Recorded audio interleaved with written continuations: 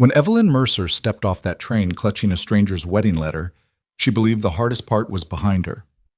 She was wrong. The man who promised her a home had vanished 3 weeks earlier, leaving her stranded in Black Hollow with nothing but a trunk and crushing humiliation. Most abandoned brides disappeared quietly, swallowed by shame. But Evelyn refused to break. Then one frozen night, 2 ranch hands dragged a bleeding stranger through the boarding house door, a dangerous man named Caleb Thornridge, whose silence hid something far darker than gunpowder burns. If you want to see how this story ends, hit that like button and comment with your city so I can see how far this tale travels. The November wind cut through Black Hollow like a dull knife. Not sharp enough to kill quick, just persistent enough to make you wish it would. Evelyn Mercer stood on the train platform with her trunk at her feet and a letter crumpled in her gloved hand, scanning faces that refused to meet her eyes. He wasn't coming. She'd known it somewhere deep in her chest since Cheyenne, but admitting it now, standing here alone while other passengers rushed past toward waiting families, made it real in a way that turned her stomach cold. "Miss, you need help with that trunk?" The porter was thin, graying, with kind eyes that had clearly seen this exact scene play out before. Young woman. One trunk. No one waiting. Black Hollow wasn't the kind of place people traveled to. It was where you ended up when everywhere else had failed you first. "I'm waiting for someone," Evelyn said, hating how her voice wavered. The porter nodded slowly. "Of course, miss. I'll just be inside if you need anything." She watched him retreat, then turned back toward the empty street. The town looked like something left behind by a flood that forgot to come back. Weathered storefronts, half the buildings boarded up, dust thick enough to taste. 3 months ago, Thomas Mercer's letters had described Black Hollow as a growing settlement with opportunity around every corner. Now she understood those letters the way you understand a dream after waking. Pretty words covering something ugly underneath. "My dearest Evelyn, I know this seems sudden, but out here a man can't afford to wait for what he wants. I've built a home for us outside town. Nothing fancy yet, but solid. A place to start. Say yes, and I'll be waiting at the station when you arrive. Say yes, and we'll build something real together." She'd said yes. She'd sold everything she owned in Philadelphia, ignored her aunt's warnings about mail-order arrangements, and boarded a train west with nothing but faith in a man she'd never met. Thomas had seemed genuine in his letters, thoughtful, hardworking, a little lonely, just like her. Except Thomas Mercer didn't exist. Or he had, and now he didn't. The station clerk had been clear about that when she'd asked. "Thomas Mercer? Yeah, I remember him. Left town about a month back. Didn't say where he was headed, and nobody's seen him since. Owed money all over town, if you want the truth of it." Evelyn had smiled tightly, thanked him, and walked outside before the humiliation could crack her face open in front of strangers. Now, watching the sun sink behind buildings that looked ready to collapse, she had exactly 2 choices: get back on a train she couldn't afford and return to Philadelphia in disgrace, or figure out how to survive in a town that already pitied her. She picked up her trunk and started walking. The Black Hollow boarding house sat 3 blocks from the station, a sagging 2-story structure with peeling paint and a front porch that tilted slightly to the left. A hand-painted sign above the door read, "Rooms available," in letters that had faded to ghosts. Evelyn climbed the steps carefully, testing each board before trusting it with her weight. The door opened before she could knock. The woman standing there was maybe 50, built solid as a fence post, with iron gray hair pulled back severe and eyes that missed nothing. She looked Evelyn up and down once, taking in the good traveling dress now dusty at the hem, the expensive trunk that had seen better days, the stubborn set of a jaw that refused to tremble. "Train bride?" the woman asked. Evelyn's face burned. "I need a room." "That's not what I asked." "Mrs. Calhoun. Margaret Calhoun. I run this place, and before I rent you anything, I need to know if you're about to fall apart on me. Had 3 girls like you come through in the last year. One cried for 2 weeks straight, one tried to drink herself dead in my parlor, and the last one married the first bastard who smiled at her just to avoid going home empty-handed. So I'll ask again. You a train bride?" Evelyn met her eyes. "I was supposed to be." "Supposed to be isn't the same as giving up." "I'm not giving up. I'm asking for a room." Margaret studied her another long moment, then stepped aside. $2 a week, paid in advance. Breakfast comes with it. Dinner's extra if you want it, but I don't run a charity kitchen. I'll take it. You got $2? Evelyn opened her handbag and counted out the coins, hating how light the bag felt afterward. Margaret pocketed the money and jerked her head toward the stairs. Room 3, second floor, end of the hall, clean sheets on the bed. Washrooms shared, you make a mess, you clean it. And if you're planning to cry, do it quiet. I got other boarders who need their sleep. I wasn't planning to cry. Good. Most don't plan it, but it happens anyway. Evelyn dragged her trunk upstairs, the wood groaning under the weight. Room 3 was small, just a narrow bed, a washstand, a single chair by the window. But it was clean and it locked from the inside. She sat on the bed and let herself feel the weight of what had just happened. She'd traveled 2,000 miles to marry a stranger who'd vanished. She had maybe $30 left to her name. No family out here, no friends, no prospects. And somehow she had to turn that into survival. By the end of the first week, Evelyn had walked every business in Black Hollow looking for work. The general store didn't need help. The hotel had a full staff. The saloon owner had offered her a job that made her stomach twist before she'd politely declined and walked out fast. Black Hollow wasn't dying. It was already half dead, kept breathing by stubbornness and the handful of ranches still operating in the territory. She was counting coins in her room, trying to make the math work for another week's rent, when Margaret knocked. "You busy?" Evelyn looked up.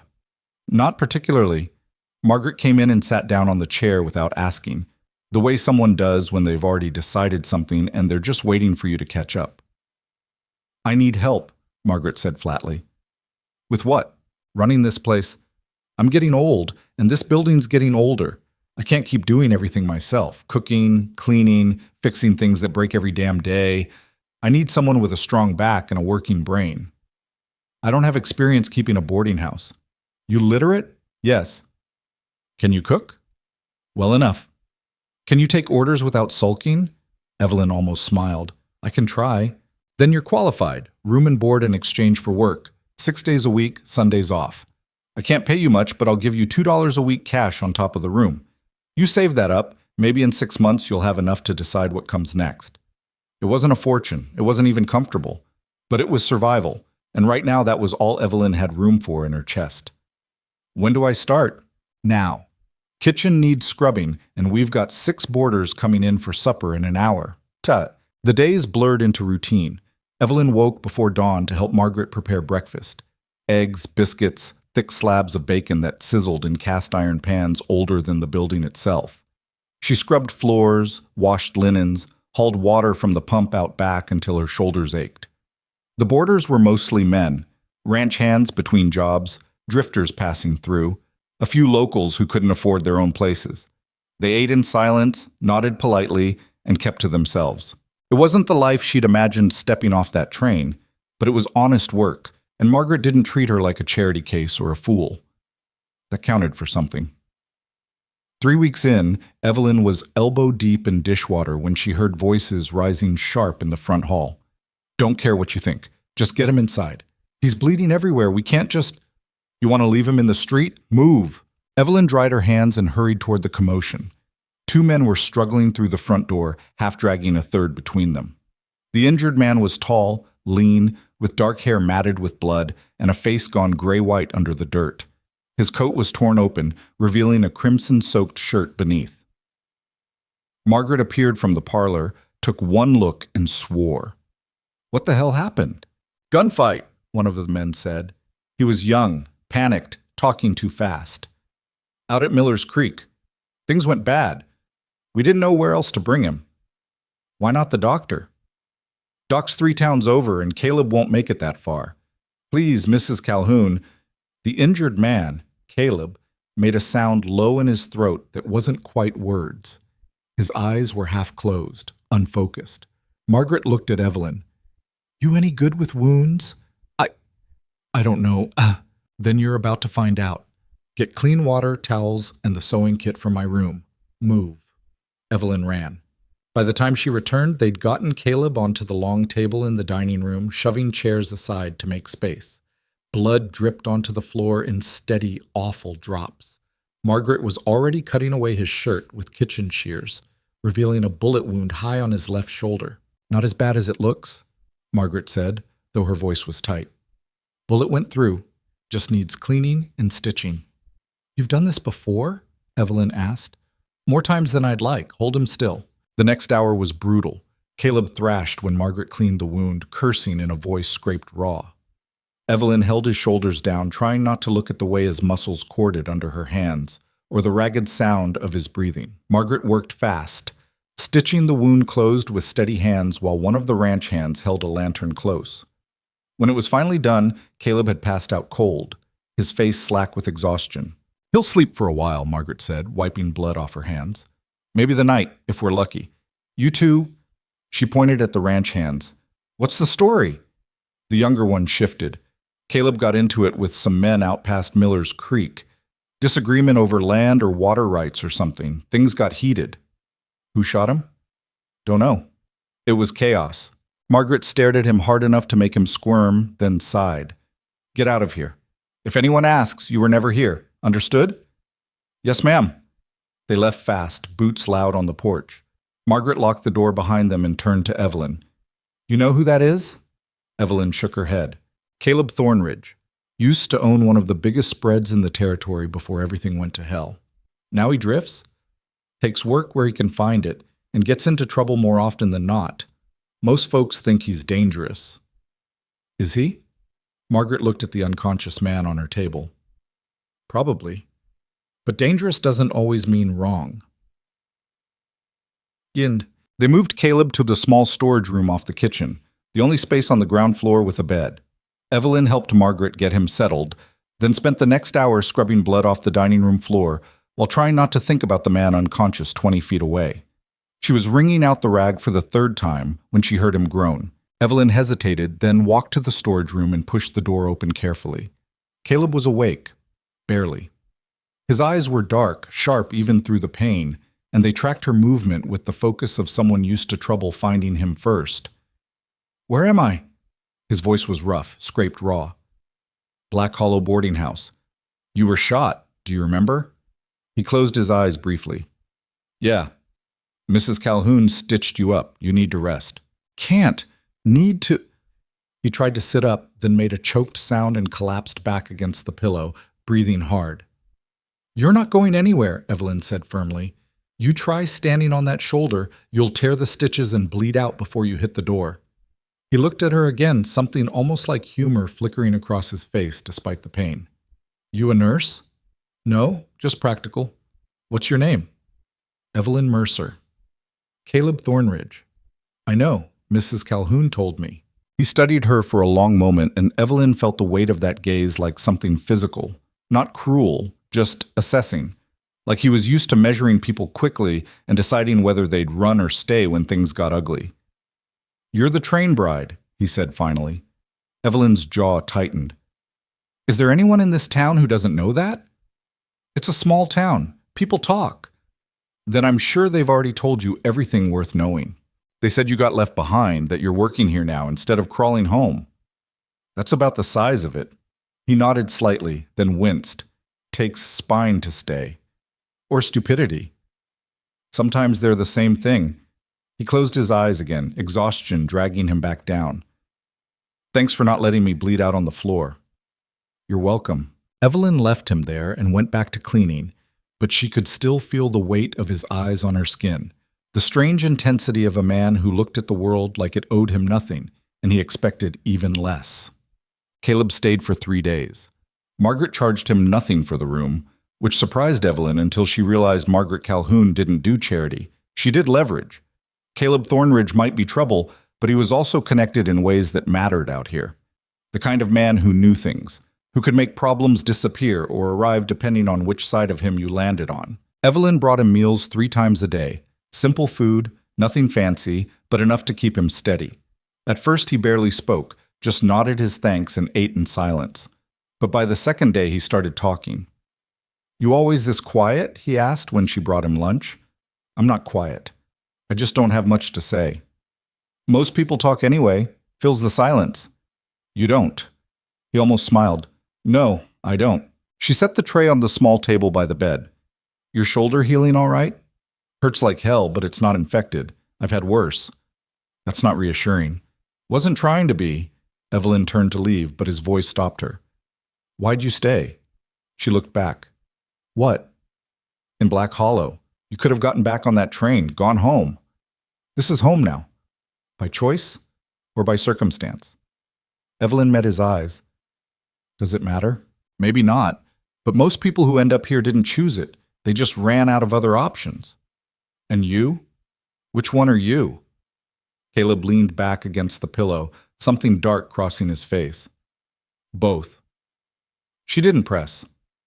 Whatever had landed Caleb Thornridge in a storage room with a bullet wound wasn't her business, and she'd learned fast that on the frontier, people's pasts were best left buried unless they chose to dig them up themselves.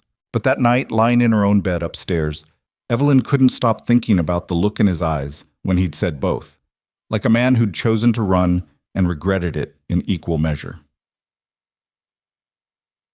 On the fourth morning, Caleb was gone. Evelyn found the storage room empty, the bed neatly made, and $5 on the table with a note scrawled in rough handwriting, for the trouble. Margaret wasn't surprised. Men like that don't stick around. They show up, take what they need, and disappear before anyone gets too comfortable. He left money, because he's not a bastard, just a fool. Evelyn folded the note and slipped it into her apron pocket without knowing why. Will he come back? Maybe. Or maybe we'll hear about him getting shot again somewhere else, and that'll be the end of it. Margaret handed her a basket of vegetables. Either way, we've got work to do. That stew won't make itself. Evelyn worked through the day on autopilot, scrubbing floors and peeling potatoes while trying not to think about the empty storage room or the strange ache in her chest that didn't make any sense. She barely knew Caleb Thornridge. He was a stranger who'd bled on Margaret's table and left without saying goodbye. That should have been the end of it. But when she lay down that night, she kept thinking about the way he'd looked at her, like he recognized something in her that most people missed. Not pity, not curiosity, understanding. Winter came down hard on Black Hollow. The wind turned vicious, rattling windows and slipping through cracks in the walls that no amount of stuffing could fully seal. Evelyn spent her days keeping fires burning, hauling wood from the shed out back until her hands blistered, cooking stews thick enough to fill bellies when paychecks ran thin. The boarding house filled up as ranch hands came into town looking for winter work or a warm place to wait out the cold. Margaret raised the rates, and men paid without complaint because freezing to death wasn't an option. Evelyn learned their names, their habits, the way they liked their coffee, and which ones tipped their hats when she refilled their plates. Most were decent. A few weren't, but Margaret handled those fast. One warning, then out. No second chances. You're getting good at this, Margaret said one evening while they washed dishes side by side. At what? Running a place, managing people, not taking shit from men who think a woman alone is an easy target. Evelyn scrubbed at a stubborn pot. I'm just doing what needs doing. That's exactly what I mean. Margaret handed her a clean towel. You've got spine, Evelyn, more than most who come through here. I don't feel particularly strong. Strong isn't a feeling.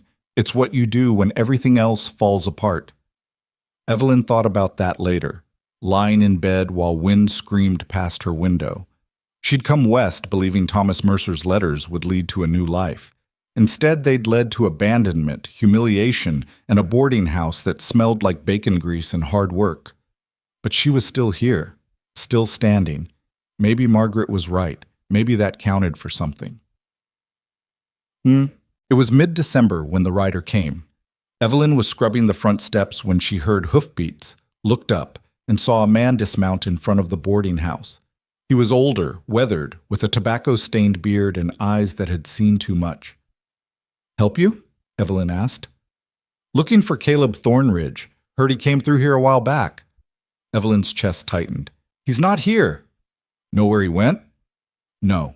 The man studied her, then spit into the dirt. You see him? Tell him his brother's looking for him. Tell him it's time to come home and settle things before there's nothing left to settle. I don't know if I'll see him. You will. The man climbed back onto his horse. Men like Caleb always circle back to places they shouldn't. When he does, you tell him what I said. He rode off before Evelyn could ask his name. Margaret came out onto the porch, drying her hands on her apron. What was that about? Someone looking for Caleb. Said he was Caleb's brother. Which brother? He didn't say. Margaret's face went tight. Damn. What? Caleb's got two brothers. One's decent. The other's a son of a bitch who'd sell his own mother if the price was right. If that was the second one, Caleb's about to have a real bad time. Why? Because the Thornridge family owns land. A lot of it. And when there's money involved, blood doesn't mean much. Evelyn looked down the empty street where the rider had disappeared. Do you think Caleb will come back? I think Caleb doesn't have a choice anymore. 3 weeks later, on a frozen January morning, Caleb Thornridge walked through the front door of the boarding house like no time had passed at all. He looked worse than before, thinner, harder, with shadows under his eyes that hadn't been there in November. But his shoulder had healed, and he moved with the same quiet intensity that made people step aside without realizing why. Evelyn was carrying a tray of dirty dishes when she saw him standing in the hall. She nearly dropped the whole stack. You're back. Caleb nodded. Need a room. For how long? Don't know yet. Margaret appeared from the kitchen, took one look at Caleb, and sighed. Trouble following you, or you bringing it with you? Little of both. Honest, at least. She gestured toward the stairs. Room 5, same rate as before. Appreciate it. He climbed the stairs slowly, favoring his left side just slightly, and disappeared down the hall. Margaret turned to Evelyn. He's going to bring hell down on this place. You know that, right? Then why'd you let him stay? Because sometimes you don't get to choose between safe and right. You just pick the one you can live with. She handed Evelyn a dish rag. Finish those plates, and keep your head down. Whatever's coming, it's bigger than us. But Evelyn couldn't keep her head down. That night, when she brought Caleb his dinner, she knocked on his door and waited until his rough voice told her to come in. He was sitting by the window, staring out at the frozen street below. Your brother came looking for you, Evelyn said. Caleb didn't turn. Which one? He didn't say. What do you want? Said it's time you came home and settled things before there's nothing left to settle. Caleb's jaw tightened. Yeah, that sounds about right. Evelyn set the tray on the table. Are you going? Don't have a choice. Everyone has a choice. He finally looked at her, and the weight in his eyes was crushing. Not about this. What's waiting for you out there? Nothing good? Then why go? Caleb stood, crossing to the window again. When he spoke, his voice was low, almost too quiet to hear. Because some things you can't run from forever. And because if I don't go back now, people I care about are going to suffer for my cowardice. That's not cowardice, that's survival. Sometimes they're the same thing. Evelyn didn't know what to say to that, so she left him there, staring out at a town that had never been kind to either of them, both of them stranded in a place that felt like the edge of the world. But as she walked back downstairs, she couldn't shake the feeling that whatever was coming next would change everything. For Caleb, for her, and for the fragile, broken life she'd started building in the ruins of someone else's lie. Caleb stayed 3 more days, barely leaving his room except to eat. Evelyn caught glimpses of him in the hallway, moving like a man walking toward his own execution, slow, deliberate, resigned. She wanted to ask what he was waiting for, but the set of his shoulders told her he wouldn't answer even if she did. On the 4th morning, she found him in the kitchen before dawn, pouring himself coffee from the pot Margaret always kept on the stove. He looked like he hadn't slept, dark circles heavy under his eyes. Leaving today? Evelyn asked. He glanced up, not quite startled, but close. Yeah. Back to the ranch? What's left of it? He took a long drink, then set the cup down harder than necessary. My brother's been running things into the ground for 2 years. Now the bank's circling, and if I don't show up to sign papers, they'll take everything. Can he handle it himself? Caleb's laugh was bitter. Daniel couldn't handle a wet paper bag. He's good at spending money and making enemies, not much else. And your other brother? James died 3 years back. Fever took him fast. Caleb stared into his coffee like it might hold answers. He was the good one. Kept the family together, kept the ranch profitable, kept me and Daniel from killing each other. After he was gone, everything fell apart. Evelyn refilled her own cup, standing across from him in the pre-dawn quiet. Outside, the world was still frozen and dark, the kind of cold that made your bones ache just thinking about it. You don't have to go, she said. Yeah, I do. Why? If your brother destroyed it, let him face the consequences. Caleb looked at her then, really looked, and she saw something raw in his face. Guilt, anger, grief, all tangled together. Because there's still people on that land who depend on it. Ranch hands who've worked there 20 years. Families living in line shacks who got nowhere else to go. Daniel doesn't give a damn about them, but James did. And if I walk away now, I'm no better than Daniel. That's not fair to you. No, but it's the truth anyway. Evelyn wanted to argue, to tell him he didn't owe anyone his future just because his brother was a bastard. But she knew that look. She'd seen it in her own mirror back in Philadelphia when she'd made the choice to step on that train west. The look of someone who'd already decided and was just waiting for the world to catch up. How far is the ranch? She asked instead. 2 days' ride west. The South Range, they call it. Sits up against the mountains where the weather comes down mean, and the summers barely last long enough to matter. Sounds miserable. It is, but it's ours. Was ours. He drained the coffee and set the cup in the wash basin. I need to settle up with Margaret before I go. She's still asleep. Then I'll leave money on the desk. He started toward the hall, but Evelyn's voice stopped him. Caleb, he turned. Be careful. Something shifted in his expression. Not quite a smile, but close. Didn't know you cared, Evelyn. I don't. I just don't want to scrub more blood off Margaret's floors. This time he did smile, small and crooked. Fair enough. He left an hour later, riding a horse that looked as tired as he did. Evelyn watched from the kitchen window until he disappeared around the corner, swallowed by the gray winter morning. Then she went back to work, trying to ignore the hollow feeling in her chest that had no business being there. Margaret came downstairs an hour later and found the money on her desk with a note. Thanks for the room. CT. He gone? Margaret asked. Yeah. Good. Maybe now we can have some peace around here. But peace didn't come. 2 days after Caleb left, a stranger showed up at the boarding house asking questions. He was tall, well-dressed in a city suit that looked absurd in Black Hollow, with sharp eyes and a smile that didn't reach past his teeth. Good morning, he said when Evelyn answered the door. I'm looking for information about a man named Caleb Thornridge. I understand he stayed here recently. Evelyn kept her face neutral. Who's asking? My name is Richard Gaines. I represent certain financial interests in the territory. He handed her a card that read Gaines and Associates, Land Acquisition. He's not here. I'm aware. I'm simply trying to locate him regarding a business matter. Do you know where he went? No. Gaines studied her with the kind of look that made her skin crawl. Not threatening exactly, just cold. Calculating. Miss, I assure you, this would be in Mr. Thornridge's best interest. There are debts involved, legal matters that require his attention. If you know his whereabouts, I said I don't know. Margaret appeared behind Evelyn, arms crossed. You heard her. Now, unless you're renting a room, you can move along. Gaines smiled thinly.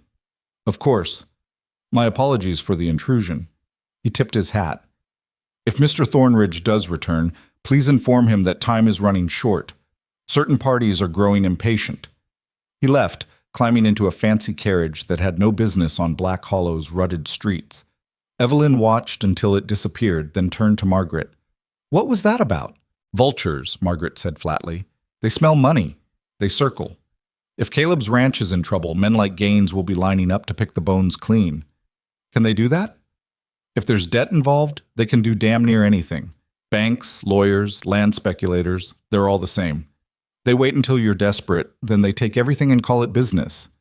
Evelyn felt something cold settle in her stomach. Caleb's walking into a trap. Caleb's a grown man. He knows what he's doing. Does he? Margaret sighed. Probably not, but it's not our fight, Evelyn. Except it felt like a fight. It felt like watching someone walk into a burning building and doing nothing to stop them. Evelyn tried to shake the feeling, but it clung to her through the rest of the day, through dinner service and cleanup, through the long, cold night when she lay awake thinking about a man she barely knew riding toward trouble he couldn't possibly handle alone. The next week dragged. More strangers came through town, hard-faced men who didn't rent rooms, just asked questions and watched the streets like they were waiting for something. Margaret started locking the doors earlier, told the boarders to keep their heads down and their mouths shut. What's happening? Evelyn asked one night. Range war, Margaret said quietly. Or close enough to it. When land and water rights get involved, people stop being civilized real fast. Over Caleb's ranch? Over every ranch out here. The territory's changing. Big money's moving in, buying up everything they can, squeezing out anyone who won't sell. The Thornridge place is one of the last big spreads still independent. If it falls, others will follow. And Caleb's trying to save it. Caleb's trying to survive it. There's a difference. Evelyn scrubbed at a pot that was already clean, just to have something to do with her hands. I keep thinking about him out there alone. He's not alone. He's got ranch hands, neighbors, his brother. His brother's the reason he's in this mess. Margaret didn't argue. That night, lying in bed, Evelyn made a decision that was probably stupid but felt necessary anyway. If Caleb came back, when he came back, she'd help him, however she could, because she knew what it felt like to be abandoned when you needed someone most, and she wouldn't wish that on anyone. Even a dangerous, tight-lipped rancher who kept his ghosts closer than his friends. 10 days after Caleb left, the temperature dropped so low the water in the wash basin froze solid overnight. Evelyn woke to Margaret pounding on her door. Get dressed. We've got problems. Downstairs, 3 men were crowded in the parlor, stamping snow off their boots and breathing frost into the air. One of them was the young ranch hand who'd helped bring Caleb in back in November. He looked terrified. What happened? Margaret demanded. It's bad, Mrs. Calhoun. Real bad. Caleb went back to the ranch like he said, tried to work things out with his brother. But Daniel had already made a deal, sold water rights to some outfit out of Denver without telling anyone. Now there's hired guns showing up, threatening anyone who won't leave. Where's Caleb now? Still out there. He's trying to hold the line, but he can't do it alone. Daniel ran off soon as things got ugly, and the bank's threatening foreclosure unless someone pays what's owed by the end of the month. Margaret swore. How much? $8,000. The number landed like a stone. $8,000 might as well have been $8 million out here. No one had that kind of money just sitting around, especially not in winter when work was scarce and every dollar counted triple. What's Caleb going to do? Evelyn asked. The ranch hand shook his head. I don't know, miss, but he sent me here to warn folks. Said things are going to get worse before they get better, and anyone connected to him should be careful. Connected how? Anyone he stayed with, anyone who helped him. These men don't play fair, and they don't leave witnesses. Evelyn felt ice crawl up her spine. Margaret's face had gone hard as granite. You tell Caleb we're fine, Margaret said. We can handle ourselves. He needs to worry about his own neck. Yes, ma'am. The ranch hand hesitated. There's one more thing. Caleb asked me to give this to Miss Mercer. He handed Evelyn a folded piece of paper. She took it with numb fingers, waiting until the men had left before opening it. The handwriting was rough, written fast. Evelyn, sorry for dragging you into this. If men come asking about me, tell them nothing. Don't trust anyone in a clean suit, and don't wait around for me to come back. I probably won't. See. She read it twice, then folded it carefully and slipped it into her pocket. What's it say? Margaret asked. He's telling me to forget about him. Smart man. Or a coward. Margaret raised an eyebrow. You think running toward 8 armed men and a crooked brother makes him a coward? I think telling people not to wait for you is the same as giving up. Maybe. Or maybe it's just being realistic. Margaret handed her a broom. Either way, we've got floors to sweep and dinner to cook. World doesn't stop just because some rancher's in over his head. But Evelyn couldn't focus on work. Her mind kept circling back to that note, to the image of Caleb standing alone against men who'd kill him without hesitation, to the bitter truth that out here, justice was whatever you could afford, and survival was a luxury most people couldn't buy. That afternoon, she made her own decision. She found Margaret in the kitchen, kneading bread dough with the kind of violence that meant she was working through her own thoughts. I need to go to the ranch, Evelyn said. Margaret didn't look up. No, you don't. Caleb needs help. Caleb needs an army and a miracle. You can't provide either. I can provide another pair of hands, someone who isn't afraid. You should be afraid. Men are dying out there, Evelyn. And if I sit here doing nothing, more will die, including Caleb. Margaret stopped kneading, her hands buried in dough. When she looked up, her face was tired. You barely know him. I know enough. You know he's trouble, you know getting involved will probably get you killed. What you don't know is whether he's worth it. Evelyn met her eyes. Maybe not, but I know what it feels like to be abandoned, and I won't do that to someone else. Margaret studied her for a long moment, then sighed. You're a damn fool, you know that? Probably. And stubborn as hell. Definitely. Fine. But if you're going smart. I've got a horse you can borrow and a rifle that still shoots straight. You know how to use one? I can learn. Not good enough. I'll teach you the basics tonight. You leave at dawn, ride hard, and you don't stop for anyone. The ranch is 2 days west if the weather holds. Follow the main road until you hit Miller's Creek. Then turn north toward the mountains. You'll see the South Range Gate about 5 miles up. Margaret, don't thank me yet. You might come back hating me for letting you go. They spent the evening in the cold behind the boarding house, Margaret teaching Evelyn how to load, aim, and fire the old Winchester. The rifle kicked hard enough to bruise her shoulder, and her hands shook from cold and nerves, but by the time darkness fell, she could hit a fence post 3 times out of 5. That'll have to do, Margaret said. Remember, you pull that trigger, you better mean it. Hesitation gets you killed out here. Evelyn nodded, trying to ignore the sick feeling in her stomach. That night, she packed light, spare clothes, a bedroll, what little money she had saved, and the rifle. She barely slept, listening to wind rattle the windows and wondering what the hell she was doing. Margaret was already awake when Evelyn came downstairs before dawn. She'd packed food, filled a canteen, and saddled a sturdy brown mare that looked like it had survived worse than a winter ride.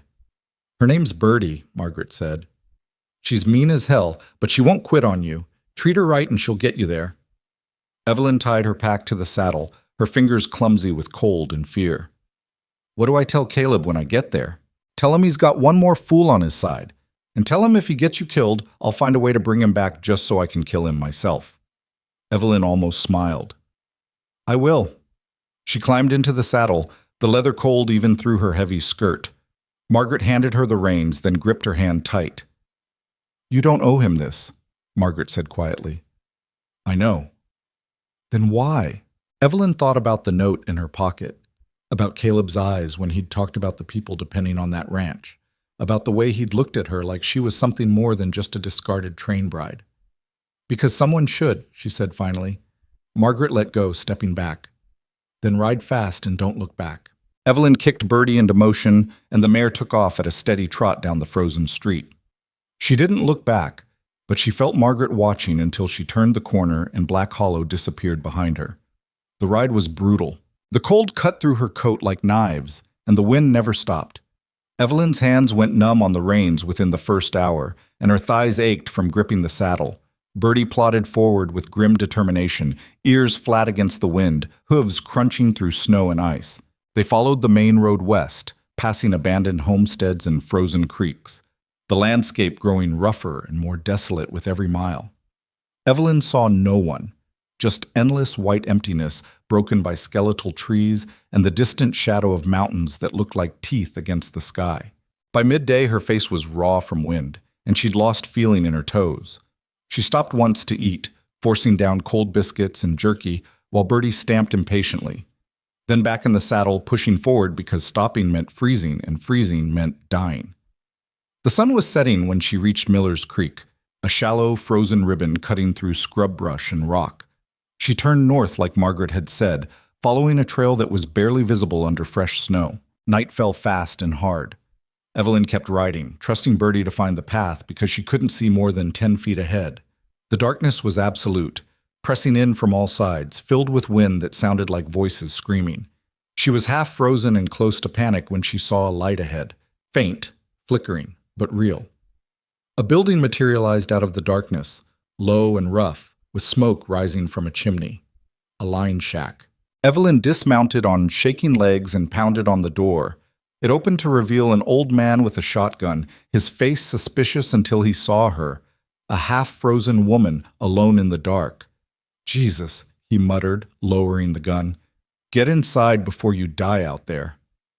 The shack was small, just one room with a stove and a cot, but it was warm. Evelyn collapsed onto a chair, shaking so hard her teeth chattered. What the hell are you doing out here? The old man demanded. Looking for the South Range, Caleb Thornridge's ranch. His face changed. You know Caleb? Yes. You a friend of his? I'm trying to be. He studied her, then poured coffee from a battered pot and shoved the cup into her hands. Drink, then talk. The coffee burned her throat, but it brought feeling back to her fingers. Slowly, haltingly, she told him about Caleb staying at the boarding house, about the trouble at the ranch, about the note telling her to stay away. And you came anyway? The old man said. Yes. That's either real brave or real stupid. Probably both. He almost smiled. Name's Dutch. I've worked the South Range for 30 years. Caleb's a good man, even if he is a stubborn son of a bitch. He refilled her cup. You can't ride to the ranch tonight. You'll freeze or get lost. Stay here, sleep, leave at first light. I'll point you the right direction. Thank you. Don't thank me yet. You get up there and things are as bad as I hear. You might wish you'd frozen instead. Evelyn slept fitfully on the floor near the stove, wrapped in a spare blanket that smelled like horses and smoke. Dutch woke her before dawn with more coffee and hard biscuits. Ranch is 5 miles due north, he said. Follow the fence line. You'll see the main house up on a rise overlooking the valley. If there's trouble, you turn around and ride like hell back here. Understood? Understood. And girl, you tell Caleb Dutch says he better not die before I get paid what he owes me. Evelyn smiled despite everything. I'll tell him. The second day's ride was shorter but harder. The fence line Dutch mentioned was half buried in snow, and twice Bertie nearly stumbled on hidden ice. But the mountains grew closer, massive and brutal, and the land opened into a valley that would have been beautiful if it wasn't so frozen and hostile. Then she saw the ranch. It sat on high ground, a sprawling cluster of buildings, main house, barn, bunkhouse, corrals, surrounded by fencing that stretched toward the horizon. Smoke rose from several chimneys, and she could see horses in the corrals, movement near the barn. She was half a mile out when she heard the gunshot. Bertie shied hard, nearly throwing her. Evelyn fought to control the mare, heart pounding, scanning the landscape for the source. Another shot rang out, then another, rapid fire, coming from the direction of the main house. She kicked Bertie forward, the mare protesting but obeying. As they got closer, Evelyn could see men moving between buildings, some taking cover behind wagons and fence posts. More gunfire erupted, sharp and vicious. Someone shouted. A man stumbled out from behind the barn, clutching his side, and collapsed in the snow. Evelyn pulled Bertie to a stop behind a storage shed, dismounting with shaking hands. She grabbed the rifle, checked it was loaded like Margaret had taught her, and took a breath that did nothing to steady her nerves. Then she ran toward the house. A man appeared in her path, rough clothes, unfamiliar face, a pistol in his hand. He saw her and raised the gun. Evelyn didn't think. She lifted the rifle and fired. The recoil slammed into her shoulder. The man dropped, screaming, clutching his leg. Evelyn stared at him, frozen, the rifle smoking in her hands. "Get down!" Someone tackled her from the side, dragging her behind a water trough as bullets whined overhead. She hit the frozen ground hard, the breath knocked out of her lungs. When she looked up, Caleb Thornridge was staring at her like she'd risen from the dead. "What the hell are you doing here?" he shouted over the gunfire. "Helping! By getting yourself killed? You're welcome." Another bullet struck the trough, spraying splinters. Caleb swore and pulled her lower, his body covering hers. He smelled like smoke and sweat and fear. "Stay down," he ordered. "Don't move, don't shoot, don't do anything stupid." "Too late for that." He almost smiled. Then he was up and moving, firing toward the men attacking from the ridge. Evelyn pressed herself against the frozen ground, clutching the rifle, wondering what the hell she'd gotten herself into and whether she'd live long enough to regret it. The gunfight lasted another 10 minutes that felt like hours. Then, abruptly, it stopped. The attacking men retreated toward the ridge, disappearing into the trees. Silence fell, broken only by the wind and someone groaning in pain. Caleb helped Evelyn to her feet. His face was hard, furious. "You shouldn't be here." "I know. You could have died. So could you." "That's different." "How?" He opened his mouth, closed it, then shook his head. "Come on. Let's get you inside before they come back." The main house was chaos. Men crowded the front room, some bleeding, others arguing in voices raw with fear and exhaustion. The air stank of gunpowder and unwashed bodies. A woman Evelyn didn't recognize was wrapping a bandage around a ranch hand's arm, her hands shaking so badly she could barely tie the knot. Caleb pulled Evelyn through the crowd toward a back room that looked like it had once been an office. Papers were scattered across a desk, a map of the territory pinned to the wall with sections marked in red. He shut the door behind them, muffling the noise. "Sit," he said, pointing at a chair. "I'm fine." "You're shaking like a leaf. Sit down before you fall down." Evelyn sat, mostly because her legs felt like water. Now that the immediate danger had passed, the reality of what she had done was catching up. The gunfire, the man she'd shot, the way Caleb had covered her body with his own. Her hands trembled in her lap. Caleb poured whiskey from a bottle on the desk and shoved the glass at her. "Drink." She took it, swallowed, coughed as the liquor burned down her throat. "I've never shot anyone before." "You hit him in the leg. He'll live." Caleb leaned against the desk, arms crossed. His face was harder than she'd ever seen it. All the quiet intensity turned sharp and dangerous. "Now tell me why the hell you rode 2 days through a blizzard into the middle of a range war." "You needed help." "I told you not to come." "I don't take orders well." "Clearly." He rubbed his face, and for a moment the hardness cracked, showing the exhaustion underneath. "Evelyn, this isn't some boarding house dispute. Those men out there want me dead. They want everyone on this ranch dead or gone. You showing up doesn't change that. It just gives them one more person to hurt." "Then maybe you should tell me what's actually happening here instead of treating me like I'm too delicate to handle the truth." Caleb stared at her for a long moment, then sighed and turned to the map on the wall. "This is the South Range, 40,000 acres stretching from the foothills to the valley floor. My grandfather claimed it 50 years ago, built it up from nothing. When he died, it went to my father. When my father died, it went to my brother James because he was the oldest and the only one with sense enough to run it. And when James died, it went to me and Daniel in equal shares, except Daniel's never given a damn about this place. He just saw dollar signs. So while I was off trying to figure out what the hell to do with my life, Daniel was making deals." Caleb's jaw tightened. "He sold the water rights to a company out of Denver. Didn't tell me, didn't tell the lawyer, just signed papers and took their money. Problem is, those water rights control access to Miller's Creek, which feeds half the ranches in this valley. So the company owns the water. And they're using it to squeeze everyone out, charging fees no one can afford, cutting off access to anyone who won't sell their land for pennies on the dollar. 3 ranches have already gone under. Ours is next unless I can pay off the debt Daniel racked up and buy back the water rights before the end of the month." "How much?" $8,000? Evelyn felt the number like a punch. "You don't have it." "No.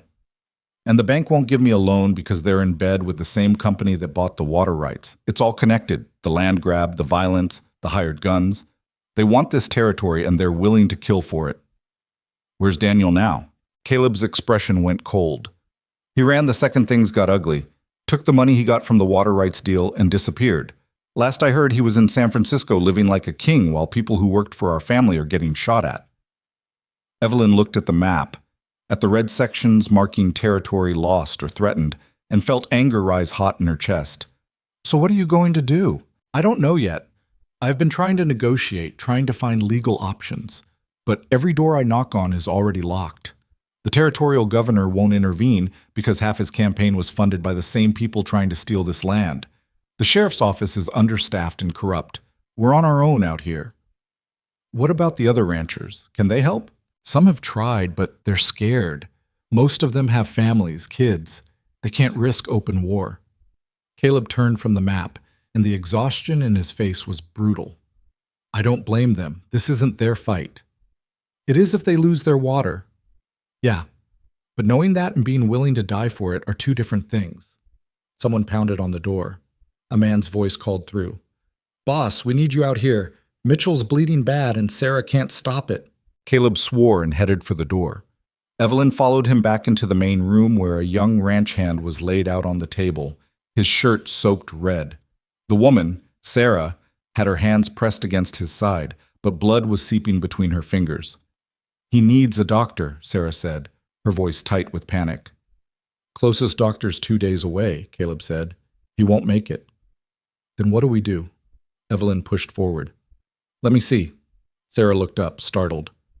Who are you? Someone who's stitched up bullet wounds before.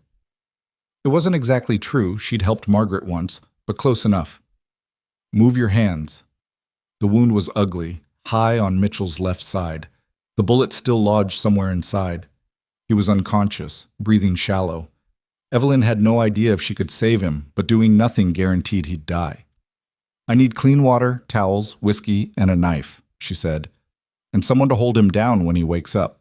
For the next hour, Evelyn worked on instinct and desperation. She cleaned the wound, probed for the bullet with shaking hands while Mitchell screamed himself awake and 3 men held him down.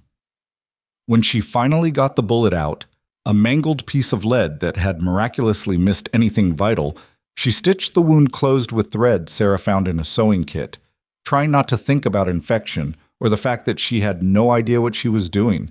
By the time she finished, her hands were covered in blood and Mitchell had passed out again. Sarah wrapped him in blankets and whispered something that might have been a prayer or just desperate hope. Caleb found Evelyn in the kitchen, scrubbing blood off her hands in a basin of cold water. She was shaking again, the adrenaline crash hitting hard. You saved his life, Caleb said quietly. Maybe. Or I just delayed the inevitable. Out here, that's the same thing. He handed her a clean towel. Thank you. Evelyn dried her hands, avoiding his eyes. You don't have to thank me. Yeah, I do. You didn't have to come here, and you sure as hell didn't have to dig a bullet out of a stranger. But you did anyway. Someone had to. No, someone chose to. There's a difference. He leaned against the counter, studying her with that intense focus that made her feel seen in a way that was both uncomfortable and necessary. Why'd you really come, Evelyn?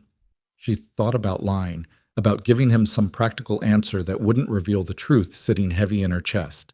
But she was tired of lying, tired of pretending she didn't care about things just to protect herself from being hurt. Because I know what it's like to be left behind, she said finally. And I didn't want you to think everyone would. Something shifted in Caleb's expression, surprise, maybe, or recognition. I told you not to wait for me. I'm not waiting. I'm here. That's worse. How? Because now I have to worry about keeping you alive on top of everything else. I can take care of myself. You shot a man today, Evelyn. First time you ever fired a gun at a living person. You think that doesn't change you? She met his eyes. I think everything out here changes you, and you either break from it or you get harder. I'm not breaking. Caleb held her gaze for a long moment, then nodded slowly. No, I don't think you are. The ranch settled into uneasy quiet after dark. Men took shifts watching the perimeter, rifles ready, while others tried to sleep in the bunkhouse. Sarah made a thin stew from what little food was left, stretching it to feed 20 people who were too exhausted to complain about the taste. Evelyn found herself in the front room with Caleb and 3 other men, ranch foreman named Cole, an older hand called Briggs, and a younger one who introduced himself as Tommy. They were gathered around the desk, arguing in low voices. We can't hold out much longer, Cole was saying. We're low on ammunition, food's running short, and half the men are talking about leaving. Let them leave, Caleb said. I won't force anyone to stay. If they leave, we don't have enough bodies to defend the ranch. Next time those bastards come, they'll overrun us. So what do you suggest? Give them what they want. Sign over the water rights, settle the debt, walk away before someone dies. People have already died, Cole. 3 men in the last month. And if we give up the water, every other ranch in this valley goes under within a year. That's not a solution. That's surrender. Sometimes surrender's the smart play. Caleb's face went hard. Then you're free to make it, but I'm not abandoning this land or the people who depend on it. Cole stood abruptly. Fine. Get yourself killed for pride. See how much good that does anyone. He stormed out, slamming the door behind him. Briggs and Tommy exchanged looks. Tommy cleared his throat.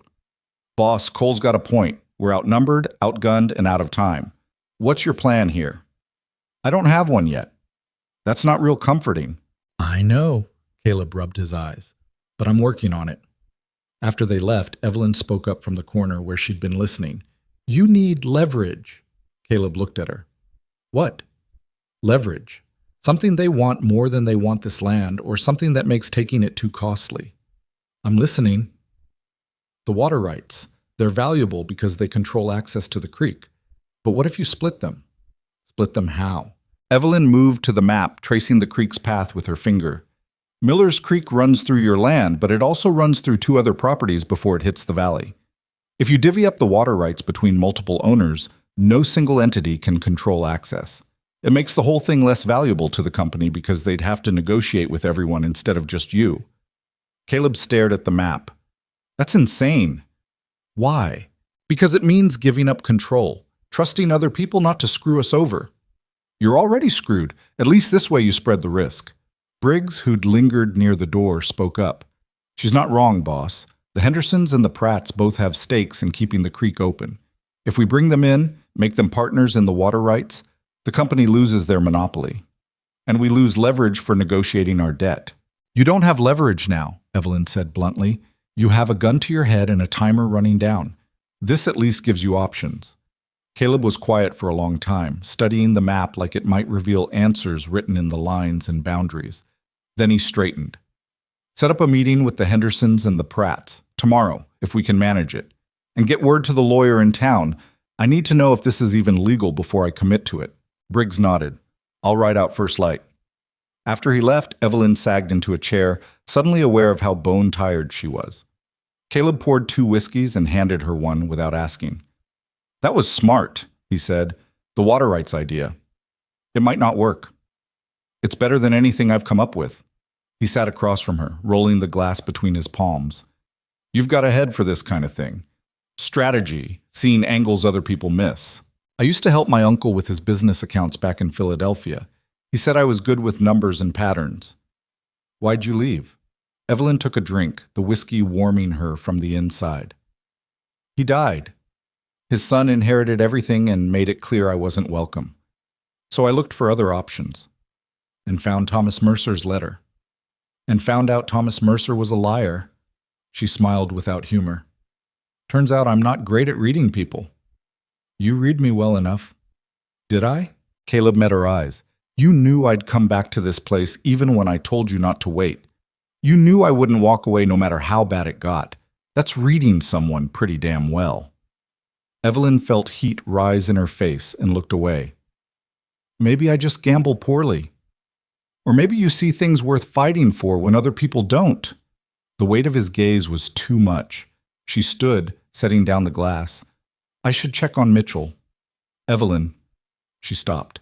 I'm glad you're here, even if it scares the hell out of me. She didn't know how to respond to that, so she just nodded and left before he could see how much those words affected her. Mitchell was still unconscious, but breathing steady. Sarah sat beside him, holding his hand like she could anchor him to life through sheer will. How long have you known him? Evelyn asked. Sarah looked up, her eyes red-rimmed. 5 years. We were supposed to get married last spring, but then James died and everything fell apart. We kept waiting for things to settle down, but they never did. They will. You don't know that. No. But hope's free, and out here you take what you can get. Sarah almost smiled. You're a strange one, Miss Mercer, riding into a war zone to help people you barely know. I'm starting to think strange is just another word for desperate. Maybe, but desperate people are the only ones who change anything. Everyone else just survives. Evelyn thought about that as she finally found a corner to sleep in, a small room upstairs that had probably belonged to one of the Thornridge brothers years ago. The bed was narrow, the blankets thin, and she could hear men moving outside, boots on wood, low voices carrying through the dark. She closed her eyes and tried not to think about tomorrow, about whether her plan would work or just get more people killed. But sleep wouldn't come. Every time she started to drift, she saw the man she'd shot, heard Mitchell's screams, felt Caleb's weight covering her as bullets flew overhead. Sometime deep in the night, she gave up and went downstairs. The house was quiet except for the crackle of dying fires. She found Caleb in the office, still awake, staring at the map like it was a puzzle he could solve through force of will alone. Can't sleep? He asked without looking up. No. You? Haven't slept right in 3 years. Evelyn sat in the chair across from him. Since James died. Since I left this place the first time. He finally looked at her, and the exhaustion in his face was crushing. I thought running would make things easier. Turned out it just made me a coward. You came back. Only because I didn't have a choice. There's always a choice, Caleb. You could have stayed gone. Let Daniel and the bank and the company fight it out. And let everyone who depends on this ranch suffer for it. That's not a choice. That's just a different kind of running. Evelyn leaned forward. Then stop punishing yourself for leaving in the first place. You were young. You were grieving. You needed distance. That doesn't make you a coward. It makes you human. Human doesn't cut it out here. It's all any of us have. Caleb was quiet for a moment, then stood and moved to the window. Outside, the snow had started falling again, thick and heavy. You know what scares me most? What? That I'll get everyone killed trying to save something that's already dead. That all this fighting is just me being too stubborn to admit when it's over. Is it over? He turned to look at her. I don't know. But I can't stop fighting until I find out. Then don't. And don't carry it alone. I've been alone a long time, Evelyn.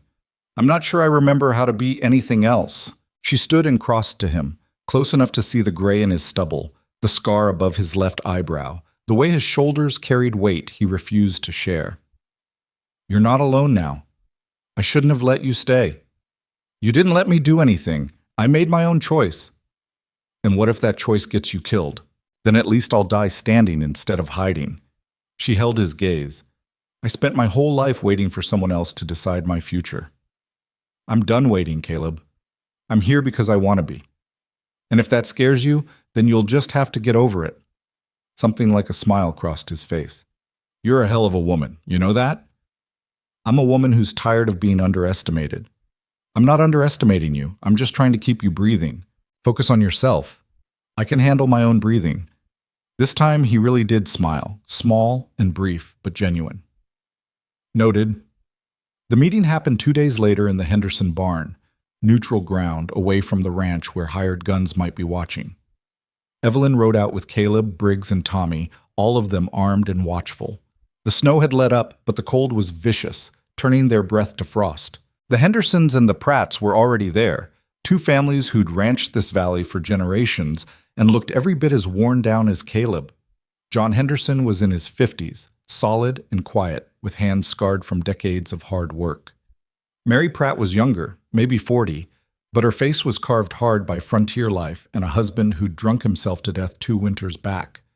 They gathered around a makeshift table, a few boards laid across sawhorses, with a map spread between them. Caleb laid out the plan. We split the water rights 3 ways. Each of us owns a third, which means the company can't monopolize access.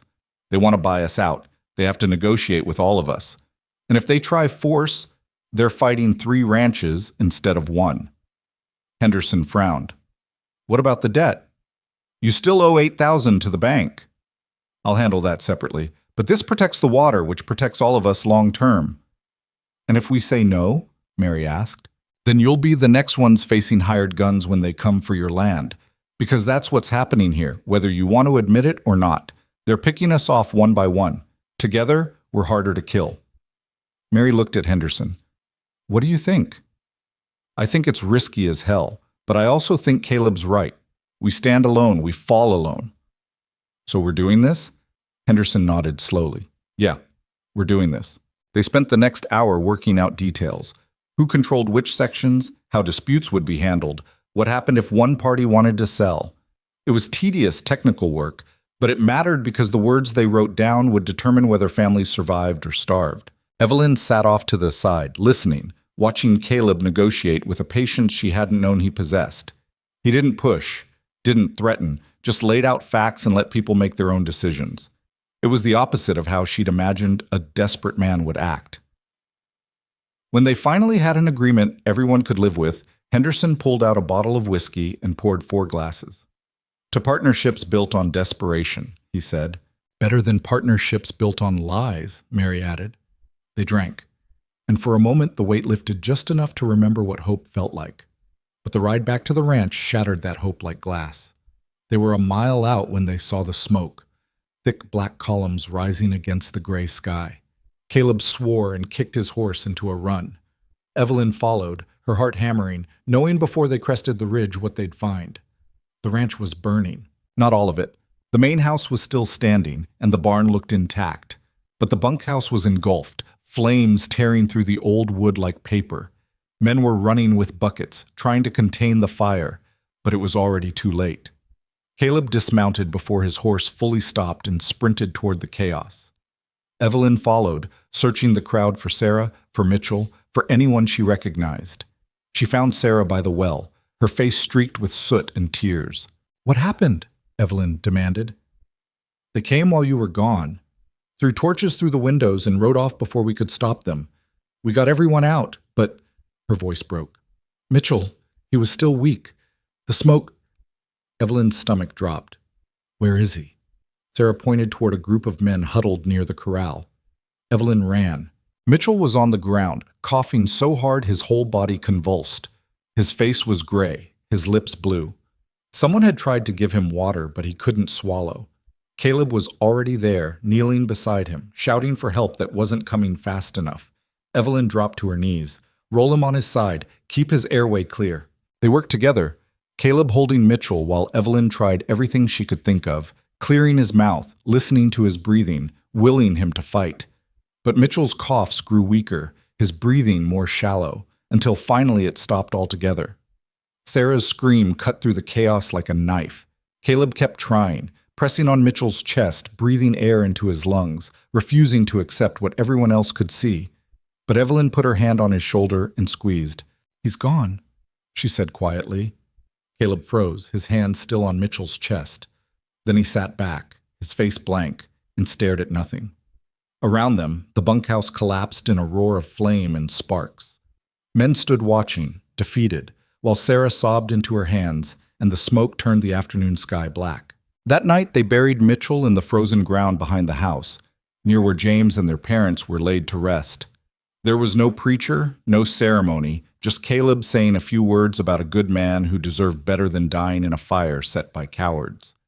Afterward, Evelyn found Caleb standing alone on the ridge overlooking the valley. The wind had picked up, carrying the smell of smoke and ash. He didn't turn when she approached. "This is my fault," he said. "No, it's not. I brought this fight here. I chose to stand instead of walk away. Mitchell died because of that choice. Mitchell died because evil men burned a building. That's not on you. Isn't it?" He finally looked at her and his eyes were hollow. "Every decision I make gets someone hurt. Every time I think I'm doing the right thing, someone pays the price." "So what, you're going to give up? Hand them the ranch and let Mitchell's death mean nothing?" "Maybe that's the smart play." "It's not, and you know it." Evelyn moved closer, forcing him to look at her. "You can't control everything, Caleb. You can't stop evil people from doing evil things. All you can do is decide what you stand for and who you stand with. Mitchell knew the risks. Everyone here knows the risks, and they're still here because they believe this place is worth fighting for. What if they're wrong? What if they're right?" Caleb turned back to the valley, the last light fading behind the mountains. When he spoke again, his voice was barely above a whisper. "I'm tired, Evelyn. I'm tired of fighting, tired of losing, tired of carrying all this weight. I don't know how much more I have left." She took his hand, lacing her fingers through his. "Then lean on someone else for a while. You don't have to carry it alone." He looked down at their joined hands, something shifting in his expression. "Why are you still here?" "Because you need someone who won't leave when things get hard. And because I've spent my whole life looking for a place to belong. Maybe this is it. This place is falling apart. So build it back up. Just like that?" "Just like that." Caleb squeezed her hand, and for a moment they stood together in the cold and the dark. Two people who'd been abandoned by different hands, but found something solid in each other anyway. The days after Mitchell's death moved in a strange rhythm, half slow, half too fast, everything tinted with the kind of grief that doesn't announce itself but settles into your bones anyway. The men rebuilt what they could of the bunkhouse, working in silence broken only by hammer strikes and the occasional muttered curse. Sarah stayed in the main house, moving through rooms like a ghost, and Evelyn didn't push her to talk because some pain was too fresh to share. Caleb threw himself into work with the kind of intensity that looked productive but felt more like punishment. He was up before dawn, checking fences, organizing patrols, meeting with the lawyer who'd finally arrived from town with papers for the water rights agreement. Evelyn watched him push himself until exhaustion carved deeper lines into his face, and she knew he was running from something he couldn't outpace. The water rights papers were signed on a gray morning that threatened snow. Henderson and Mary Pratt rode out to the ranch, and they gathered in what was left of the office, now missing half its roof from where flying embers had caught, to make it official. The lawyer, a thin, nervous man named Whitmore, laid out 3 copies of the agreement. This splits Miller's Creek water access equally between the Thornridge, Henderson, and Pratt properties, Whitmore said, pointing to the relevant sections. No single party can restrict flow or charge fees without unanimous consent. Any disputes go to territorial arbitration. And the company? Caleb asked. They can challenge it in court, but the territorial law is clear. Water rights can be subdivided among adjacent landholders. As long as all 3 of you maintain your properties, this agreement stands. Henderson signed first, his signature rough and practical. Mary went next, her hand steadier than her face suggested. Then Caleb, pressing the pen down like he was carving his name into stone. That's it, Whitmore said, blotting the signatures. You're legally bound now. Partners in water. Partners in survival, Mary corrected. After they left, Caleb stood at the window watching them ride away. Evelyn came to stand beside him. One problem solved, she said, and 8,000 others still waiting. The debt. The debt, the company, the hired guns, Daniel. He stopped, jaw tight. Even if we keep the water, I still don't have the money to pay what's owed. The bank's deadline is 2 weeks away. What happens if you miss it? Foreclosure. They take the ranch, auction it off, and everything we just fought for becomes worthless. Evelyn studied the map still pinned to the wall, now curling at the edges from water damage. What assets do you have left? Cattle, mostly. Maybe 300 head if we're lucky.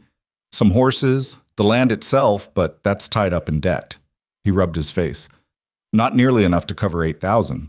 What about selling off sections of the property? Keep the core ranch, let go of the outlying acres. I thought about that. Problem is, the only people buying land right now are the same bastards trying to steal it. I sell to them. I'm just feeding the beast. Then you need a different buyer. Someone who benefits from keeping this valley independent. Like who? Evelyn was quiet for a moment, an idea forming that felt risky but possible. The other ranchers, the ones who depend on Miller's Creek. If this ranch goes under, they're next. Pool resources, buy shares in the property. They get protected water access. You get the money to cover the debt. Caleb turned to look at her. That's asking them to gamble their own survival on mine. No, it's asking them to invest in mutual protection. Right now they're targets. This way they're stakeholders. You really think they'd go for that? I think desperate people make unexpected alliances, and everyone in this valley is desperate. Caleb was quiet, turning the idea over. Then he called for Briggs. The foreman appeared, still covered in soot from clearing debris. Yeah, boss? I need you to ride out to every ranch within 20 miles. Tell them we're having a meeting here tomorrow night. Tell them it's about survival, and if they want to still be ranching this time next year, they better show up. Briggs raised an eyebrow. That's a tall order. I know, but if I'm going down, I want to make sure everyone understands what's coming for them next. Word spread faster than Evelyn expected. By the following evening, the main house was packed with ranchers, their wives, and a handful of ranch hands who'd worked the valley long enough to remember when cooperation meant something. They crowded into the front room, standing shoulder to shoulder, faces hard with suspicion and exhaustion. Caleb stood near the fireplace, Evelyn beside him. She'd spent the day helping him prepare. Numbers, proposals, arguments for why this plan might work. Now, watching the sea of weathered faces, she felt the weight of what they were asking. Caleb waited until the room settled, then spoke without preamble. Most of you know me. Some of you knew my father or my brother James. You know the Thornridge family built this ranch honest, and we've tried to run it the same way. But honesty doesn't count for much when you're dealing with people who make their money stealing from others. A few nods. Someone coughed. The company that bought my water rights is coming for all of you next. They've already squeezed out 3 ranches this year. They'll keep going until they own this whole valley, and anyone who won't sell cheap will get buried. You've seen what they're willing to do. Burned buildings, shot men, intimidation. That's not going to stop. So what are you proposing? A voice called from the back. Partnership. Investment. Call it what you want. I need $8,000 to pay off debt and keep this ranch out of foreclosure. In exchange, I'm offering shares, ownership stakes in the South Range proportional to what you contribute. That gives you protected access to Miller's Creek, a say in how this land gets used, and insurance that if I go down, you don't go down alone. Silence. Then a rancher named Tucker spoke up, his voice skeptical. You're asking us to buy into a sinking ship. I'm asking you to build a lifeboat before you drown, Caleb shot back. Right now you're waiting for them to come for you one by one. This way, we face them together. And if you still lose, then at least we lose fighting instead of surrendering. Mary Pratt stepped forward. I'm in. $500. The room stirred. Tucker looked shocked. Mary, that's your whole savings. And it's worthless if I lose my ranch. At least this way I've got a chance. She looked at Caleb. You protected the water. That counts for something. Henderson nodded slowly. I'll match that. 500. One by one, others stepped forward. Not everyone. Some walked out, unwilling to gamble what little they had. But enough stayed, enough committed, that by the end of the night, Caleb had pledges totaling $6,000. It wasn't $8,000, but it was a start. After everyone left, Evelyn found Caleb slumped in a chair, staring at the paper where they'd tallied contributions. $6,000, he said. We're still $2,000 short. It's more than you had this morning. It's not enough. Evelyn sat across from him. Then we find the rest. Sell cattle, sell horses, sell everything that's not nailed down. I've already calculated that. Even if I sell every head I own, I'll be lucky to raise another 1,000. What about personal assets? Anything valuable you haven't considered? Caleb laughed bitterly. What assets? I left this place with nothing, came back with less. The only thing I own outright is a pocket watch that belonged to my grandfather, and that might fetch $50 if I'm lucky. Evelyn stood and walked to the desk, pulling out the papers Whitmore had left behind. She scanned through them, looking for anything they'd missed. What about the mineral rights? She asked suddenly. Caleb looked up. What? The mineral rights to the property. According to this deed, they're separate from the land itself. Did your brother sell those too? No, Daniel didn't even know they existed. My grandfather kept them separate specifically so future generations couldn't lose them to debt. What's underneath this land? Nothing valuable, maybe some copper deposits up in the hills, but nothing worth mining commercially. But someone doesn't know that. Evelyn met his eyes. What if you sold the mineral rights to the same company that's trying to take your land? They think they're getting access to potential resources. You get cash to cover the debt. That's fraud. It's business. You're selling rights to something that legally exists. If they choose to invest without proper surveying, that's their mistake. Caleb stared at her. You're serious. I'm practical. They're trying to steal your land through legal manipulation. Turn it back on them. Evelyn, if they find out, they won't. Not until after you've paid the debt and secured the property. By then, it's too late. He was quiet for a long time, the moral weight of what she was suggesting clear on his face. Then he laughed, low and surprised. You're ruthless. You know that? I prefer strategic. Same thing, different words, but there was something like admiration in his voice. All right, let's do it. I'll contact Whitmore tomorrow. Have him draw up papers for the mineral rights sale. 3 days later, Caleb met with representatives from the Denver company in the Territorial Land Office. They were slick men in expensive suits, the kind who smiled while they cut your throat. Evelyn waited outside, watching through the window as papers were exchanged, as money changed hands. When Caleb emerged an hour later, his face was carefully neutral. He didn't speak until they were well away from the building. $2,500, he said quietly. They bought it. Evelyn exhaled relief she didn't know she'd been holding. That puts you over. Barely. After fees and interest, I'll have maybe $300 left. But it's enough to pay the bank and keep the ranch. Then it worked. Caleb stopped walking, turned to face her. You just saved this place. We saved it, together. No. You saw an angle I never would have considered. You fought for something that wasn't even yours to fight for. He took her hands, and his were rough and warm against her frozen fingers. Why? Because it matters to you. And that started to matter to me. Something shifted in his expression, surprise giving way to something deeper, more dangerous. Evelyn, don't. She squeezed his hands. Don't say something we can't take back. Not yet. Not until we know we're going to survive this. What if I want to say it anyway? Then save it. Give us something to look forward to. He nodded slowly, not letting go of her hands. All right. But when this is over, we'll talk. The bank payment happened on a frigid morning 2 days before the deadline. Caleb rode into town with Evelyn, Briggs, and 4 armed ranch hands, insurance against anyone who might try to stop them. The streets of the nearest settlement, a place called Copper Ridge, were quiet. Just a handful of people moving between buildings that looked as worn as the people inhabiting them. The bank was a squat brick building with bars on the windows and a clerk who looked surprised to see them.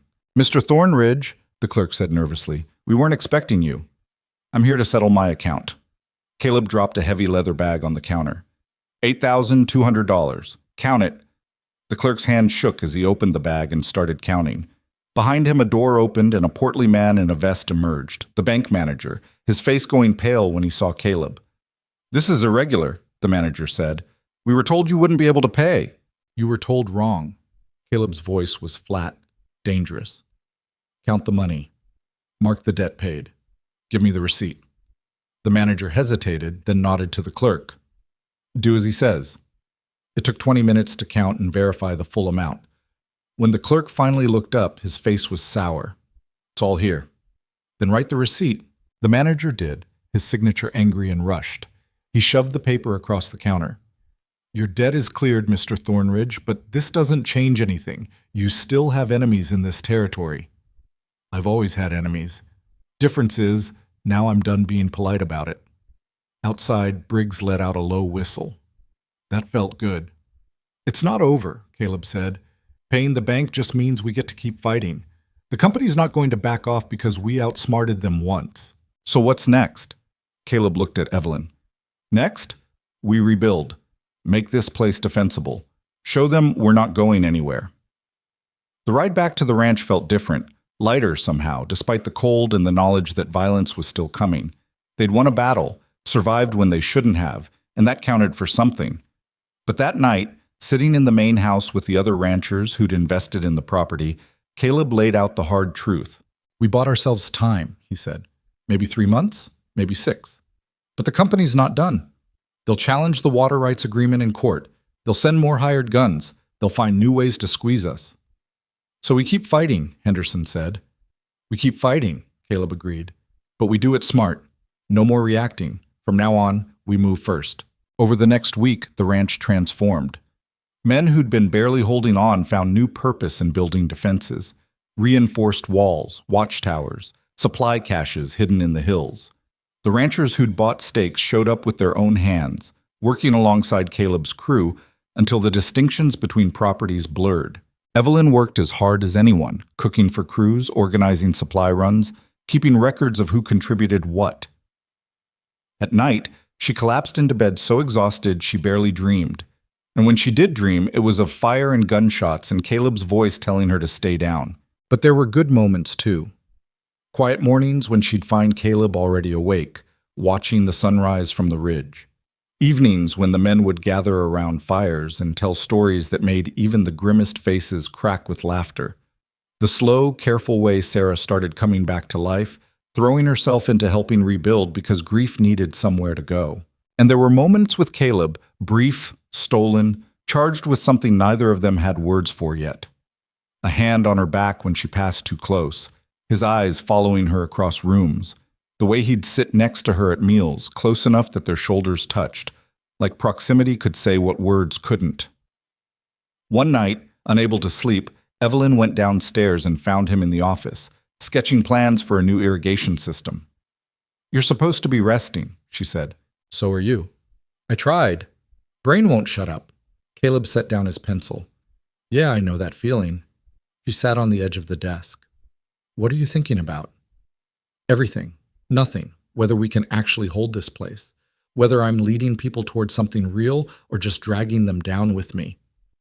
You're giving them a chance to fight back. That's more than they had before. Is it? Or am I just making them targets? Evelyn reached out and took his hand, pulling him to his feet. Come with me. Where? Outside. You need perspective.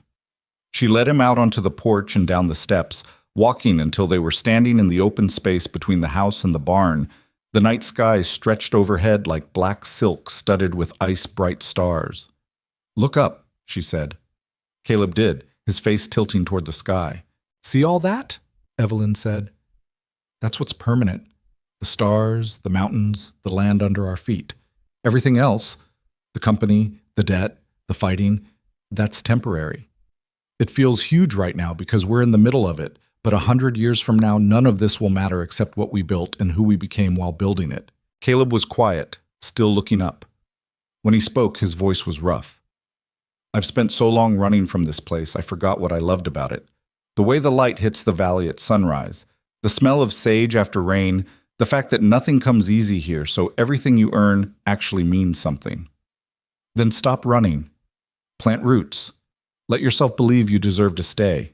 He looked at her then, really looked, and the weight of that gaze made her breath catch. What if I'm not the only one who deserves to stay? What are you saying? I'm saying I want you to stay, Evelyn, not because I need help running this place, or because you're useful in a crisis. I want you to stay because when I think about the future, you're in it, and I don't know when that happened or how, but it's true. Evelyn's heart was hammering so hard she was sure he could hear it. Caleb, you told me to wait until we knew we'd survive this. But I'm tired of waiting.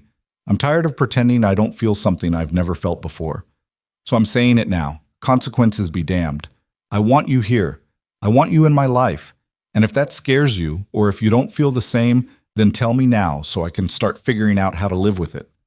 The words hung in the frozen air between them, raw and honest and terrifying. Evelyn took a breath that shook on the way in.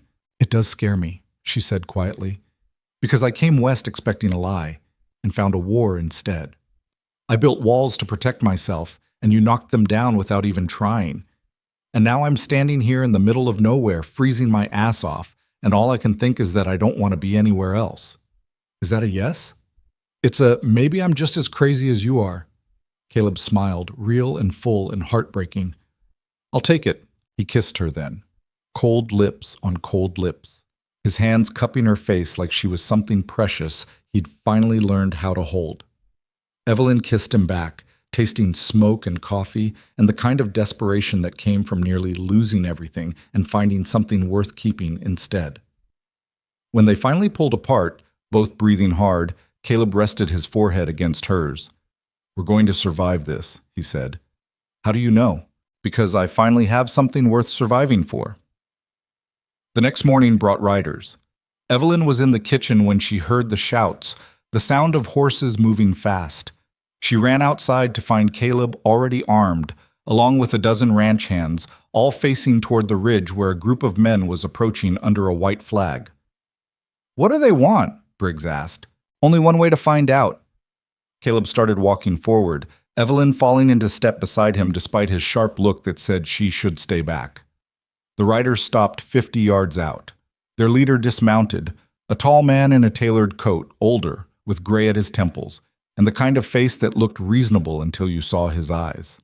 He smiled, but it was the smile of a man who thought he'd already won. Mr. Thornridge, he said, my name is Nathaniel Cross. I represent the Denver Land and Mineral Company. I know who you are, Caleb said. What do you want? To talk. Just talk. Cross gestured to the white flag. We've had our differences, but I believe reasonable men can find reasonable solutions. You burned my bunkhouse and killed one of my men. That's not a difference. That's war. Regrettable business, I assure you. The men responsible have been dismissed. I'm here to propose a truce. I'm listening. Cross pulled a folded document from his coat. You've been clever, Mr. Thornridge. The water rights agreement, the mineral rights sale, the debt payment. You've outmaneuvered us at every turn. I respect that. So here's my offer. The company will purchase the South Range for $15,000. That's nearly double what it's worth in current condition. You walk away rich, we acquire the land peacefully, and everyone benefits. Except the people who live here. They can relocate. We'll offer generous terms for anyone displaced. Caleb took the document and tore it in half without reading it. No. Cross's smile tightened. That's unfortunate. Is it? Yes. Because the alternative is significantly less pleasant. The company has deep pockets, Mr. Thornridge, deep enough to tie you up in court for years, deep enough to make doing business in this territory impossible, deep enough to ensure that every ally you have finds their own troubles multiplying. That sounds like a threat. It's a reality.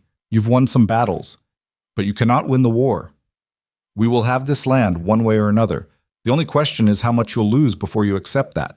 Caleb stepped closer, close enough that Cross's men tensed. Here's my reality. This land has been in my family for 50 years. The people working it have been here almost as long. You want to take it? You're going to have to kill every single one of us. And even then, you'll spend the rest of your life looking over your shoulder wondering when we're coming back. Cross studied him, the reasonable mask slipping enough to show the coldness underneath. You're making a mistake. Probably. But it's my mistake to make. Cross remounted his horse, his movements sharp with anger. You have 1 week to reconsider. After that, the offer is withdrawn, and we proceed with less civilized methods. I'll save you the week. The answer's no. Cross smiled thinly. We'll see. He turned his horse and rode away, his men following. When they were gone, Briggs let out a breath. Well, that could have gone better. Could have gone worse, too, Caleb said. At least now we know exactly where things stand. Evelyn touched his arm. A week isn't much time. No, but it's enough to get ready. That night, Caleb called another meeting. This time, it wasn't about money or agreements. It was about war. They're coming, he said bluntly. Maybe in a week, maybe sooner. They'll bring more men, better weapons, and they won't stop until we're dead or gone. So we have a choice. Run now or dig in and make them pay for every inch. How many men can they bring? Tucker asked. 30, maybe 40. Hired guns, ex-soldiers, men who kill for money and don't care about the reasons. And we have what, 20? 22 if you count everyone who can shoot. The math hung heavy in the air. Tucker shook his head. Those aren't odds, Caleb. That's suicide. Maybe, but we have advantages. We know this land. We're defending, not attacking. And we're fighting for something that matters, that counts for more than you'd think. Henderson spoke up. What's the plan? Caleb spread a map across the table. We fortify the high ground, control the approaches, force them to come at us where we're strongest, set traps in the low pass, position sharpshooters on the ridge, keep reserves mobile. If they want this ranch, they're going to bleed for it. And when they break through anyway, then we fall back to the main house and make our stand there. Mary Pratt stood. I'm too old to run anymore. I'll fight. One by one, others nodded. Not everyone, some left, choosing survival over pride, and Caleb didn't blame them. But enough stayed that when the meeting ended, they had a force that might just hold. The week that followed was controlled chaos. Men hauled stones and timber to build barriers. Women melted lead for bullets. Children too young to fight ran messages between positions. The ranch transformed into a fortress, rough and desperate but real. Evelyn worked herself to exhaustion, cooking, organizing, trying not to think about what was coming. But late at night, lying beside Caleb in the small room they'd started sharing, the fear crept in. What if we lose? She whispered one night. Then we lose together. That's not comforting. It's honest. He pulled her closer, his arms solid around her. I'm not going to lie to you, Evelyn. This might end badly, but I'd rather die fighting for something real than live running from it. I don't want you to die at all. Then we'll try real hard not to. She almost laughed despite everything. Is that your strategy? Best I've got right now. The riders came on the 8th day, just after dawn. 43 men, heavily armed, moving in formation like soldiers instead of hired thugs. They stopped at the property line and waited. Caleb watched from the ridge, Evelyn beside him. His face was set, calm, the way it got when he'd made peace with whatever was coming. This is it, he said quietly. Last chance to run. You thinking about it? Evelyn looked at the ranch spread below, the house they'd defended, the land they'd fought for, the people gathered behind makeshift walls with rifles and grim determination. She thought about Philadelphia, about Thomas Mercer's letter, about every choice that had led her to this frozen ridge watching an army approach. No, she said, I'm exactly where I'm supposed to be. Caleb took her hand, squeezed once, then let go. Then let's give them hell. The first shot came at noon, not from the hired guns waiting at the property line, but from somewhere in the hills to the east. A single rifle crack that echoed across the valley like a starting bell. One of Cross's men fell from his horse, clutching his shoulder, and chaos erupted. Caleb hadn't fired that shot. Neither had anyone he'd positioned, which meant someone else had just declared war on their behalf. "Who the hell was that?" Briggs shouted from his position behind the stone barrier. Caleb scanned the ridge and saw movement. Riders emerging from the tree line, maybe 15 of them, spread across the high ground. He recognized the lead horse before he recognized the rider. Dutch, the old hand from the line shack, sitting tall in his saddle with a rifle across his lap and a look on his weathered face that said he was done watching other people fight his battles. Behind him came more riders, ranchers from the outer territories, men who'd lost land to the company over the past 2 years, drifters who'd been squeezed out and had nowhere left to run. They weren't organized, they weren't soldiers, but they were angry and they were armed, and they'd apparently decided that today was the day to stop running. Cross's men were already firing back, but the advantage of high ground was brutal. Dutch's group had cover, elevation, and the element of surprise. 3 more hired guns went down in the first volley. "Return fire!" Caleb shouted to his own men. "Hit them from the south while they're distracted." The ranch defenders opened up, and suddenly Cross's force was caught between 2 positions with nowhere to hide except flat open ground. It was the kind of tactical nightmare that broke armies, and these weren't soldiers. They were thugs who expected easy work and fast money.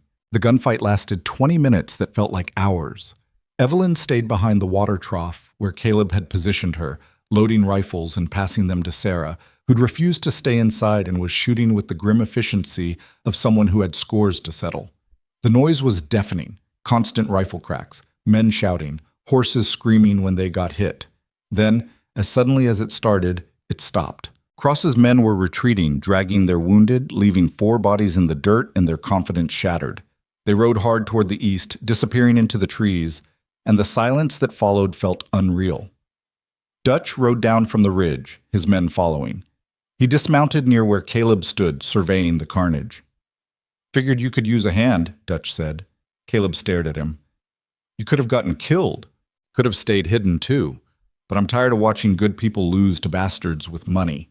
Dutch spit tobacco juice into the dirt. "Besides, you still owe me wages." Caleb actually laughed, short, shocked, relieved. "Fair enough." The other riders dismounted, and Caleb recognized faces he hadn't seen in years. Men who'd worked for his father, ranchers who'd lost everything and blamed themselves for not fighting sooner.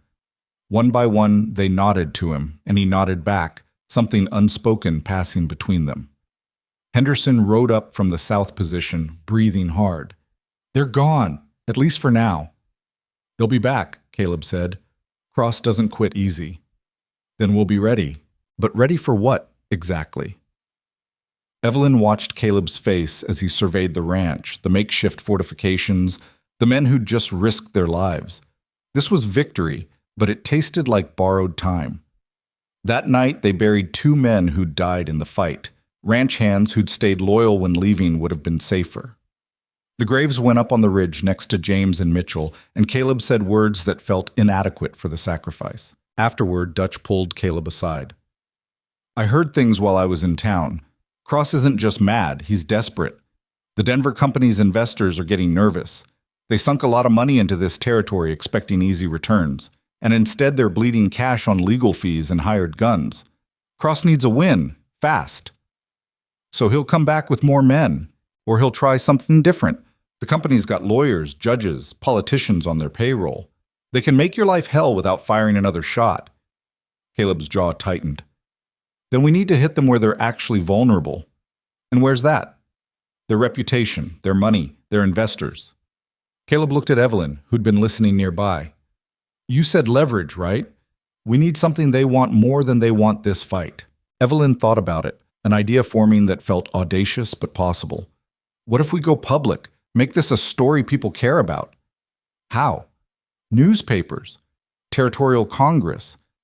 Make enough noise that the company can't operate in shadows anymore. Right now, this is just frontier violence. Nobody back east cares. But if we frame it right, You make it about land theft and corruption, investors start asking questions. Stock prices fall.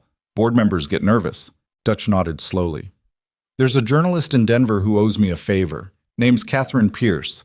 She's been digging into land companies for years, trying to prove they're operating outside the law. Give her evidence, she'll run with it. What evidence? Caleb asked. Evelyn smiled.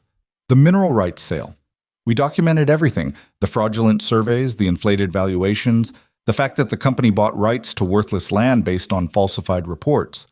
That's not just bad business, that's fraud. And if one deal's fraudulent, investors start wondering what else is. Caleb stared at her. You want to expose our own con? It's not a con if we documented it honestly. We sold them rights to real mineral deposits, copper, you said. Not commercially viable, but technically present. If they chose to overpay based on assumptions they didn't verify, that's their failure, not our fraud. But the way they've been operating, intimidation, violence, corruption, that's absolutely illegal. We give Pierce the full story, let her connect the dots. And if it backfires, then we're no worse off than we are now. But if it works, the company's board might cut Cross loose to save themselves. No Cross, no fight. Dutch spit again. I'll ride to Denver tomorrow. Get the story to Pierce before Cross figures out what we're doing. Caleb looked at Evelyn for a long moment, something like awe in his expression. You're terrifying, you know that? I prefer effective. Same thing. But he was smiling. Dutch left before dawn, carrying copies of every document related to the mineral rights sale, the water rights agreements, and testimonies from ranchers who'd been intimidated or driven off their land. It was a gamble, trusting a journalist they'd never met to tell their story straight. But gambling was all they had left. The next 3 days were tense. Cross's men didn't attack again, but they didn't leave either. They camped at the property line, watching, waiting, making it clear this wasn't over. Caleb kept men on constant patrol, rotating shifts so everyone got at least a few hours of sleep. Evelyn threw herself into planning for scenarios she hoped wouldn't happen, escape routes if they had to evacuate, supply caches hidden in the hills, agreements with neighboring ranches to take in refugees if the worst came. It was exhausting work, but it kept her mind busy enough that she didn't spiral into fear. She was in the kitchen on the 4th day when she heard hoofbeats approaching fast. Her heart jumped. More riders meant more trouble, but when she looked out the window, she saw a single horse carrying a woman in practical traveling clothes. Catherine Pierce. The journalist was younger than Evelyn expected, maybe 35, with sharp eyes and ink-stained fingers. She dismounted and immediately started asking questions, pulling out a notebook and scribbling while Caleb explained the situation. This is bigger than I thought, Catherine said when he finished. The Denver Land and Mineral Company's been on my radar for 2 years, but I could never get enough evidence to make anything stick. If what you're saying is true, if I can prove systematic fraud and intimidation, this could bring down the whole operation. What do you need? Caleb asked. Everything, documents, witnesses, timelines, and I need to interview people who've been directly affected. Can you arrange that? Over the next 2 days, Catherine Pierce became a fixture at the ranch, interviewing everyone who'd lost land or family to the company's expansion. She talked to Mary Pratt about her husband's suicide after he lost their water rights. She talked to Henderson about the threats his family received. She talked to Sarah about Mitchell's death and the fire that killed him. And she talked to Evelyn, who told the story of a woman who came west expecting a fresh start and instead found a war worth fighting. Why did you stay? Catherine asked, pen poised over her notebook. Evelyn thought about it, really thought about it, before answering. Because running away doesn't change anything. It just means someone else has to fight the battle you avoided. And I was tired of being the person who got left behind. Out here, I get to choose what I stand for. Catherine wrote that down, then looked up. You know this story might make you famous, right? The abandoned train bride who helped save a ranch. Readers love that kind of thing. I don't want to be famous. I want the company to leave us alone. Those might be the same thing. A week after Catherine left, the first article hit newspapers across the territory. The headline read, Denver Land Company accused of fraud and murder in frontier territory. It was detailed, damning, and impossible to ignore. Catherine had connected incidents across 3 years showing a pattern of intimidation, falsified documents, and violence designed to drive independent ranchers off valuable land. The article named names. It quoted victims. It included copies of fraudulent contracts and testimony from former employees who'd been ordered to threaten families. And it prominently featured the Thornridge Ranch as the company's latest target, a family operation fighting back against corporate theft. The reaction was swift and brutal. Within 3 days, the Denver Land and Mineral Company's stock price dropped 20%.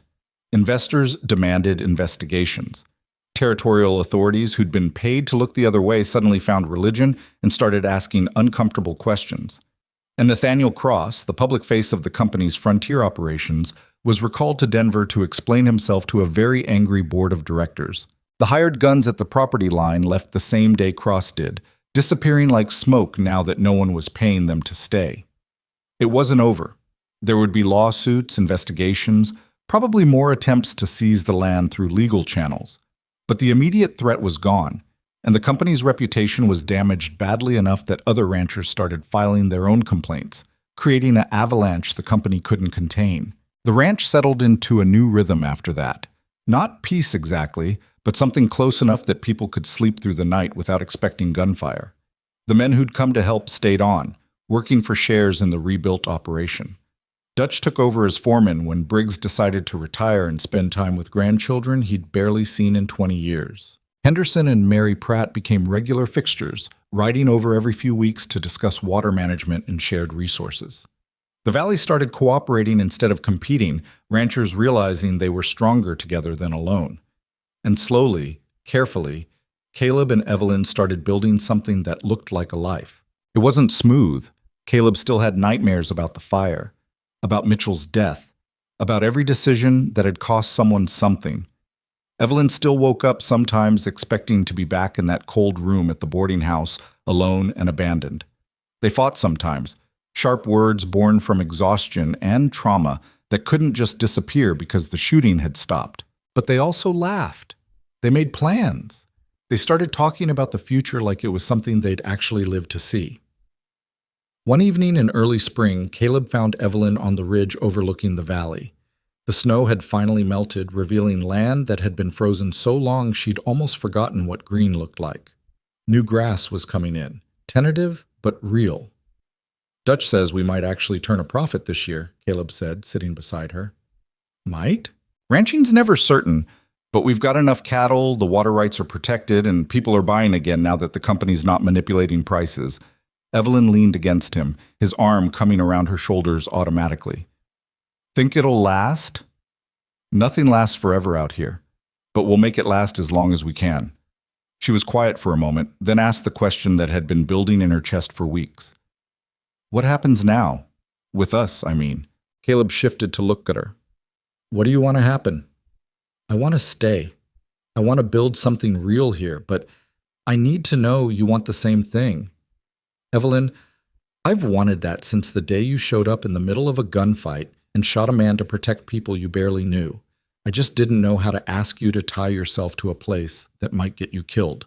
I'm already tied to it, to you. Question is whether we make it official or keep pretending we're just two people who happen to be surviving together. Caleb reached into his pocket and pulled out a small wooden box.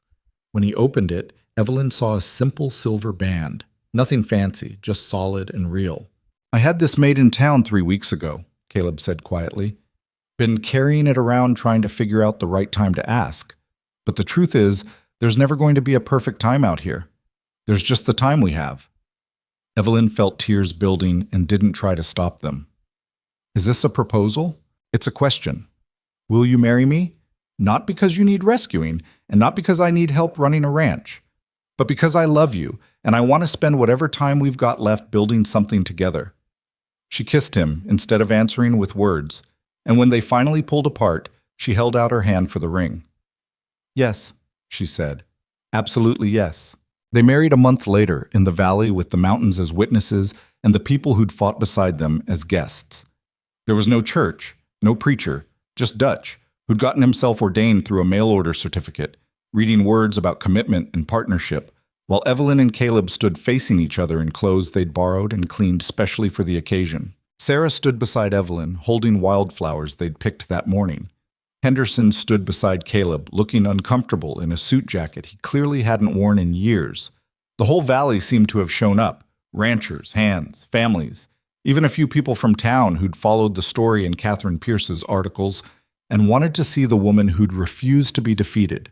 When Dutch pronounced them married, the cheers that went up were loud enough to echo off the mountains. The celebration lasted into the night.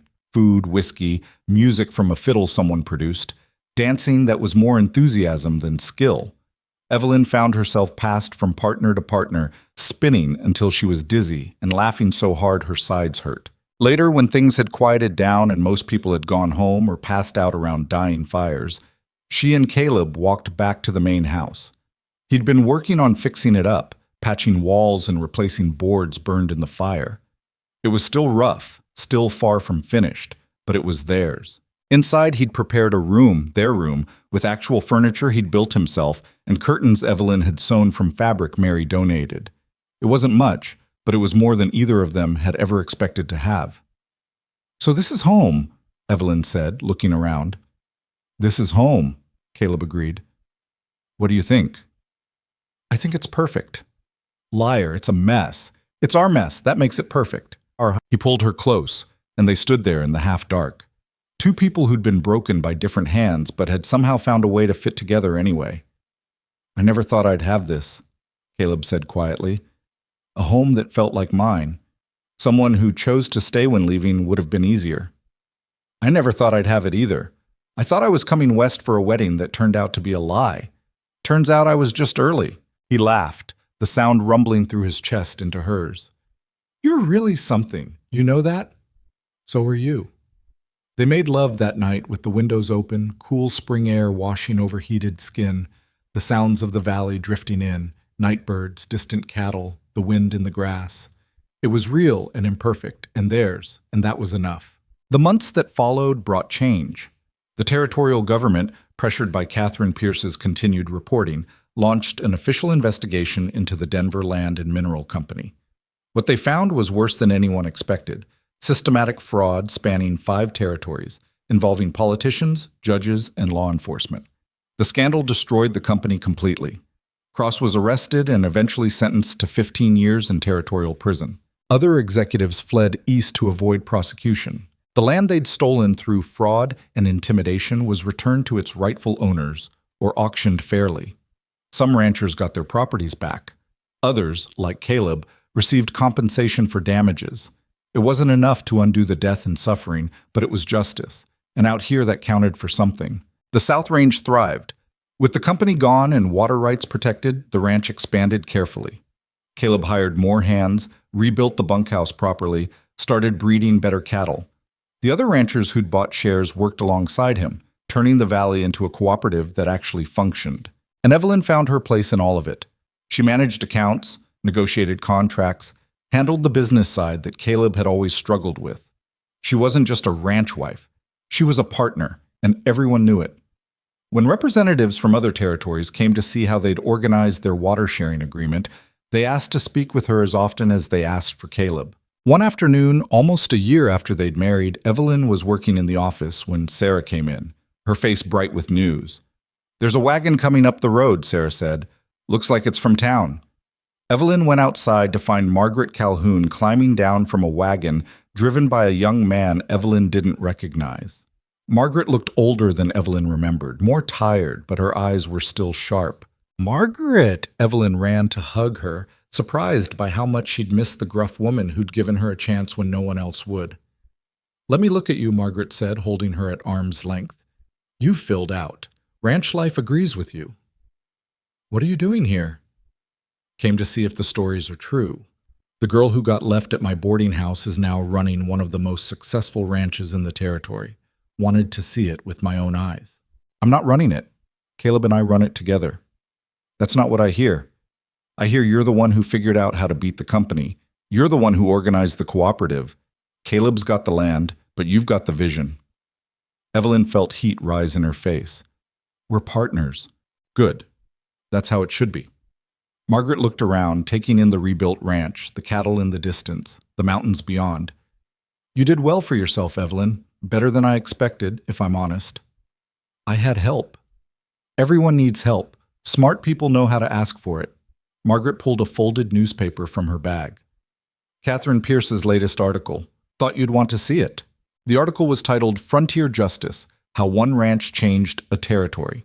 It told the story of the South Range's fight against the Denver Company, but it also told broader stories about cooperation replacing competition, about communities protecting themselves when governments failed, about the women who built the West alongside the men but rarely got credit for it.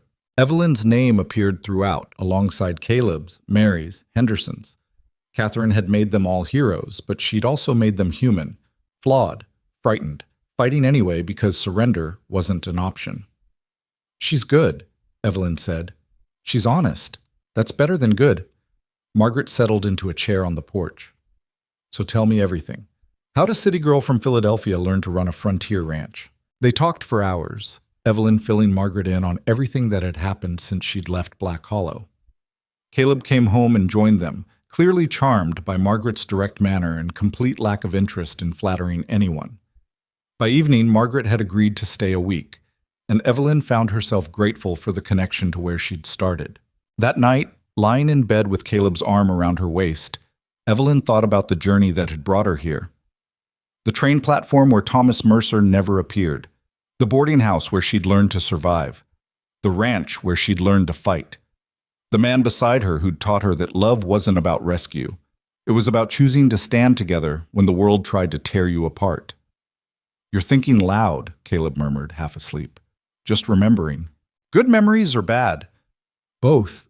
They're all connected, you know. The bad stuff led to the good stuff. If Thomas Mercer hadn't been a liar, I never would have met Margaret. If I hadn't met Margaret, I never would have been at that boarding house when you got shot. If you hadn't gotten shot, we never would have met." "Yeah, I think about that sometimes too." He pulled her closer. "Guess we owe that bastard a thank you note." Evelyn laughed. "That's one way to look at it." "What's the other way?" "That we made our own luck. That we took the terrible things that happened and turned them into something better." She rolled to face him. "I don't believe in fate, Caleb. I believe in choices. And I choose this. Every day, I choose this." "Good. Because I'm not letting you go. Not planning on going anywhere." Winter came again, brutal and unforgiving, but the ranch was ready for it. The new bunkhouse had proper insulation. The food stores were full. The cattle were fat and healthy. When the first snow fell, everyone gathered in the main house for dinner. Hands, neighbors, friends. Margaret, who'd decided to stay through the season rather than make the trip back to Black Hollow in dangerous weather. Evelyn stood in the kitchen, stirring a pot of stew that smelled like home, and felt contentment settle into her bones. This wasn't the life she'd planned when she'd stepped off that train. It was harder, rougher, more complicated, but it was real. And it was hers, and she'd fought for every inch of it. Caleb came up behind her, wrapping his arms around her waist and resting his chin on her shoulder. "Dinner almost ready?" "Almost. Why, you starving?" "Always. But that's not why I'm asking." He turned her to face him, his hands coming to rest on her still flat stomach. "I'm asking because you're eating for two now, and I want to make sure you're getting enough." Evelyn's breath caught. "How did you know?" "You've been sick every morning for 2 weeks, and you haven't touched coffee in 3 days. Doesn't take a genius to figure it out." She'd suspected for a while, but had been afraid to hope, afraid that speaking it out loud would somehow jinx it. But here was Caleb, looking at her with wonder and terror in equal measure, and she realized they were doing this, building not just a ranch, but a family, not just surviving, but creating something that would outlast them both. "Are you happy?" she asked. "Terrified. But yeah, happy." "Me too." He kissed her forehead, gentle and reverent. "We're going to be terrible at this, you know." "Probably, but we'll figure it out as we go." "Just like everything else." "Just like everything else." The baby came in early summer, a boy with Caleb's dark hair and Evelyn's stubborn chin. They named him James, after the brother who'd held the family together and the legacy they were trying to honor. He was loud and demanding and perfect, and the ranch hands treated him like communal property, taking turns holding him and teaching him absurd things like how to spit tobacco juice, even though he couldn't even sit up yet. Margaret stayed long enough to help Evelyn through the first difficult months, teaching her things about motherhood that no one else would have thought to mention. Then she announced she was closing the boarding house in Black Hollow and moving to the ranch permanently. "Getting too old to run that place alone," Margaret said, "and you're going to need help with the boy. Might as well make myself useful. Evelyn cried when Margaret said it, and Margaret pretended not to notice. Sarah married a ranch hand named Tom the following spring, a quiet ceremony that was more about commitment than spectacle. She was pregnant by fall, and she and Evelyn spent hours talking about babies and fear and the strange terror of creating life in a place that had tried so hard to destroy it. "You ever regret staying?" Sarah asked one afternoon while they sewed clothes for their growing children. Evelyn thought about it honestly. "Sometimes I miss how simple things used to be, when my biggest problem was whether I'd have enough money for rent. But no, I don't regret it. This is harder, but it's mine. I get to decide what it becomes." "That's more than most people get."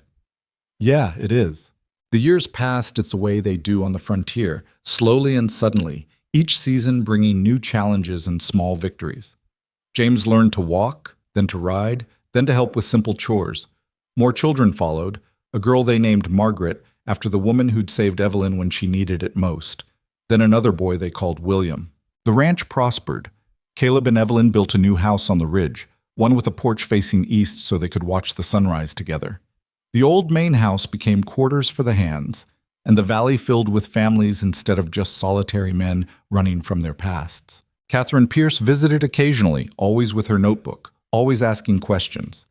She wrote a book eventually, about the frontier wars and the people who'd fought them.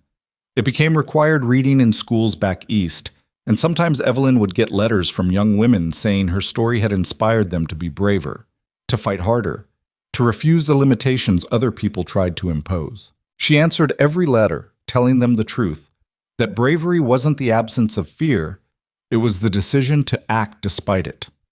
That survival was a choice you made every day, not a destination you reached. That the best things in life came from refusing to accept that the world had already decided your worth. On a morning 15 years after Evelyn had first arrived in Black Hollow, she stood on the ridge with Caleb, watching their children play in the valley below. James was teaching Margaret how to rope fence posts. William was following Dutch around like a shadow, absorbing everything the old man knew about ranching. The valley was green and alive, full of cattle bearing the Thornridge brand and families who'd found safety in cooperation.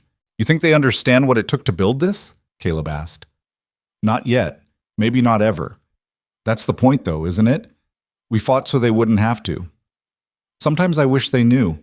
Wish they understood how close we came to losing everything." Evelyn took his hand, lacing their fingers together the way she had that night years ago, when they'd both been terrified and desperate and too stubborn to quit.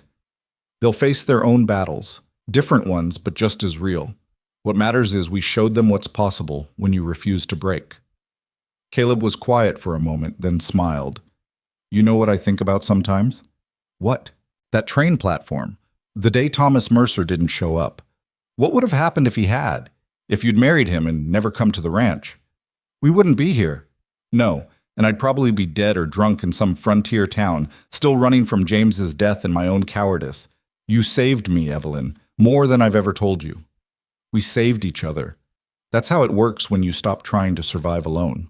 He pulled her close, and they stood there watching the valley they'd bled for, watching children who didn't know they were living in a place built on sacrifice and stubbornness, and the refusal to accept that some battles can't be won. That evening, after the children were in bed and the ranch had settled into quiet, Evelyn wrote in the journal she'd been keeping since she first arrived.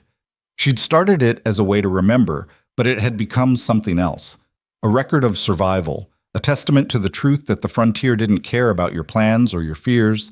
It just demanded that you decide who you were and what you'd fight for. She wrote about the journey from Philadelphia, about Thomas Mercer's lie, about Margaret's kindness and Caleb's wounds. She wrote about gunfights and burned buildings, about water rights and mineral fraud, about the night she'd agreed to marry a man who looked at her like she was the answer to questions he hadn't known how to ask.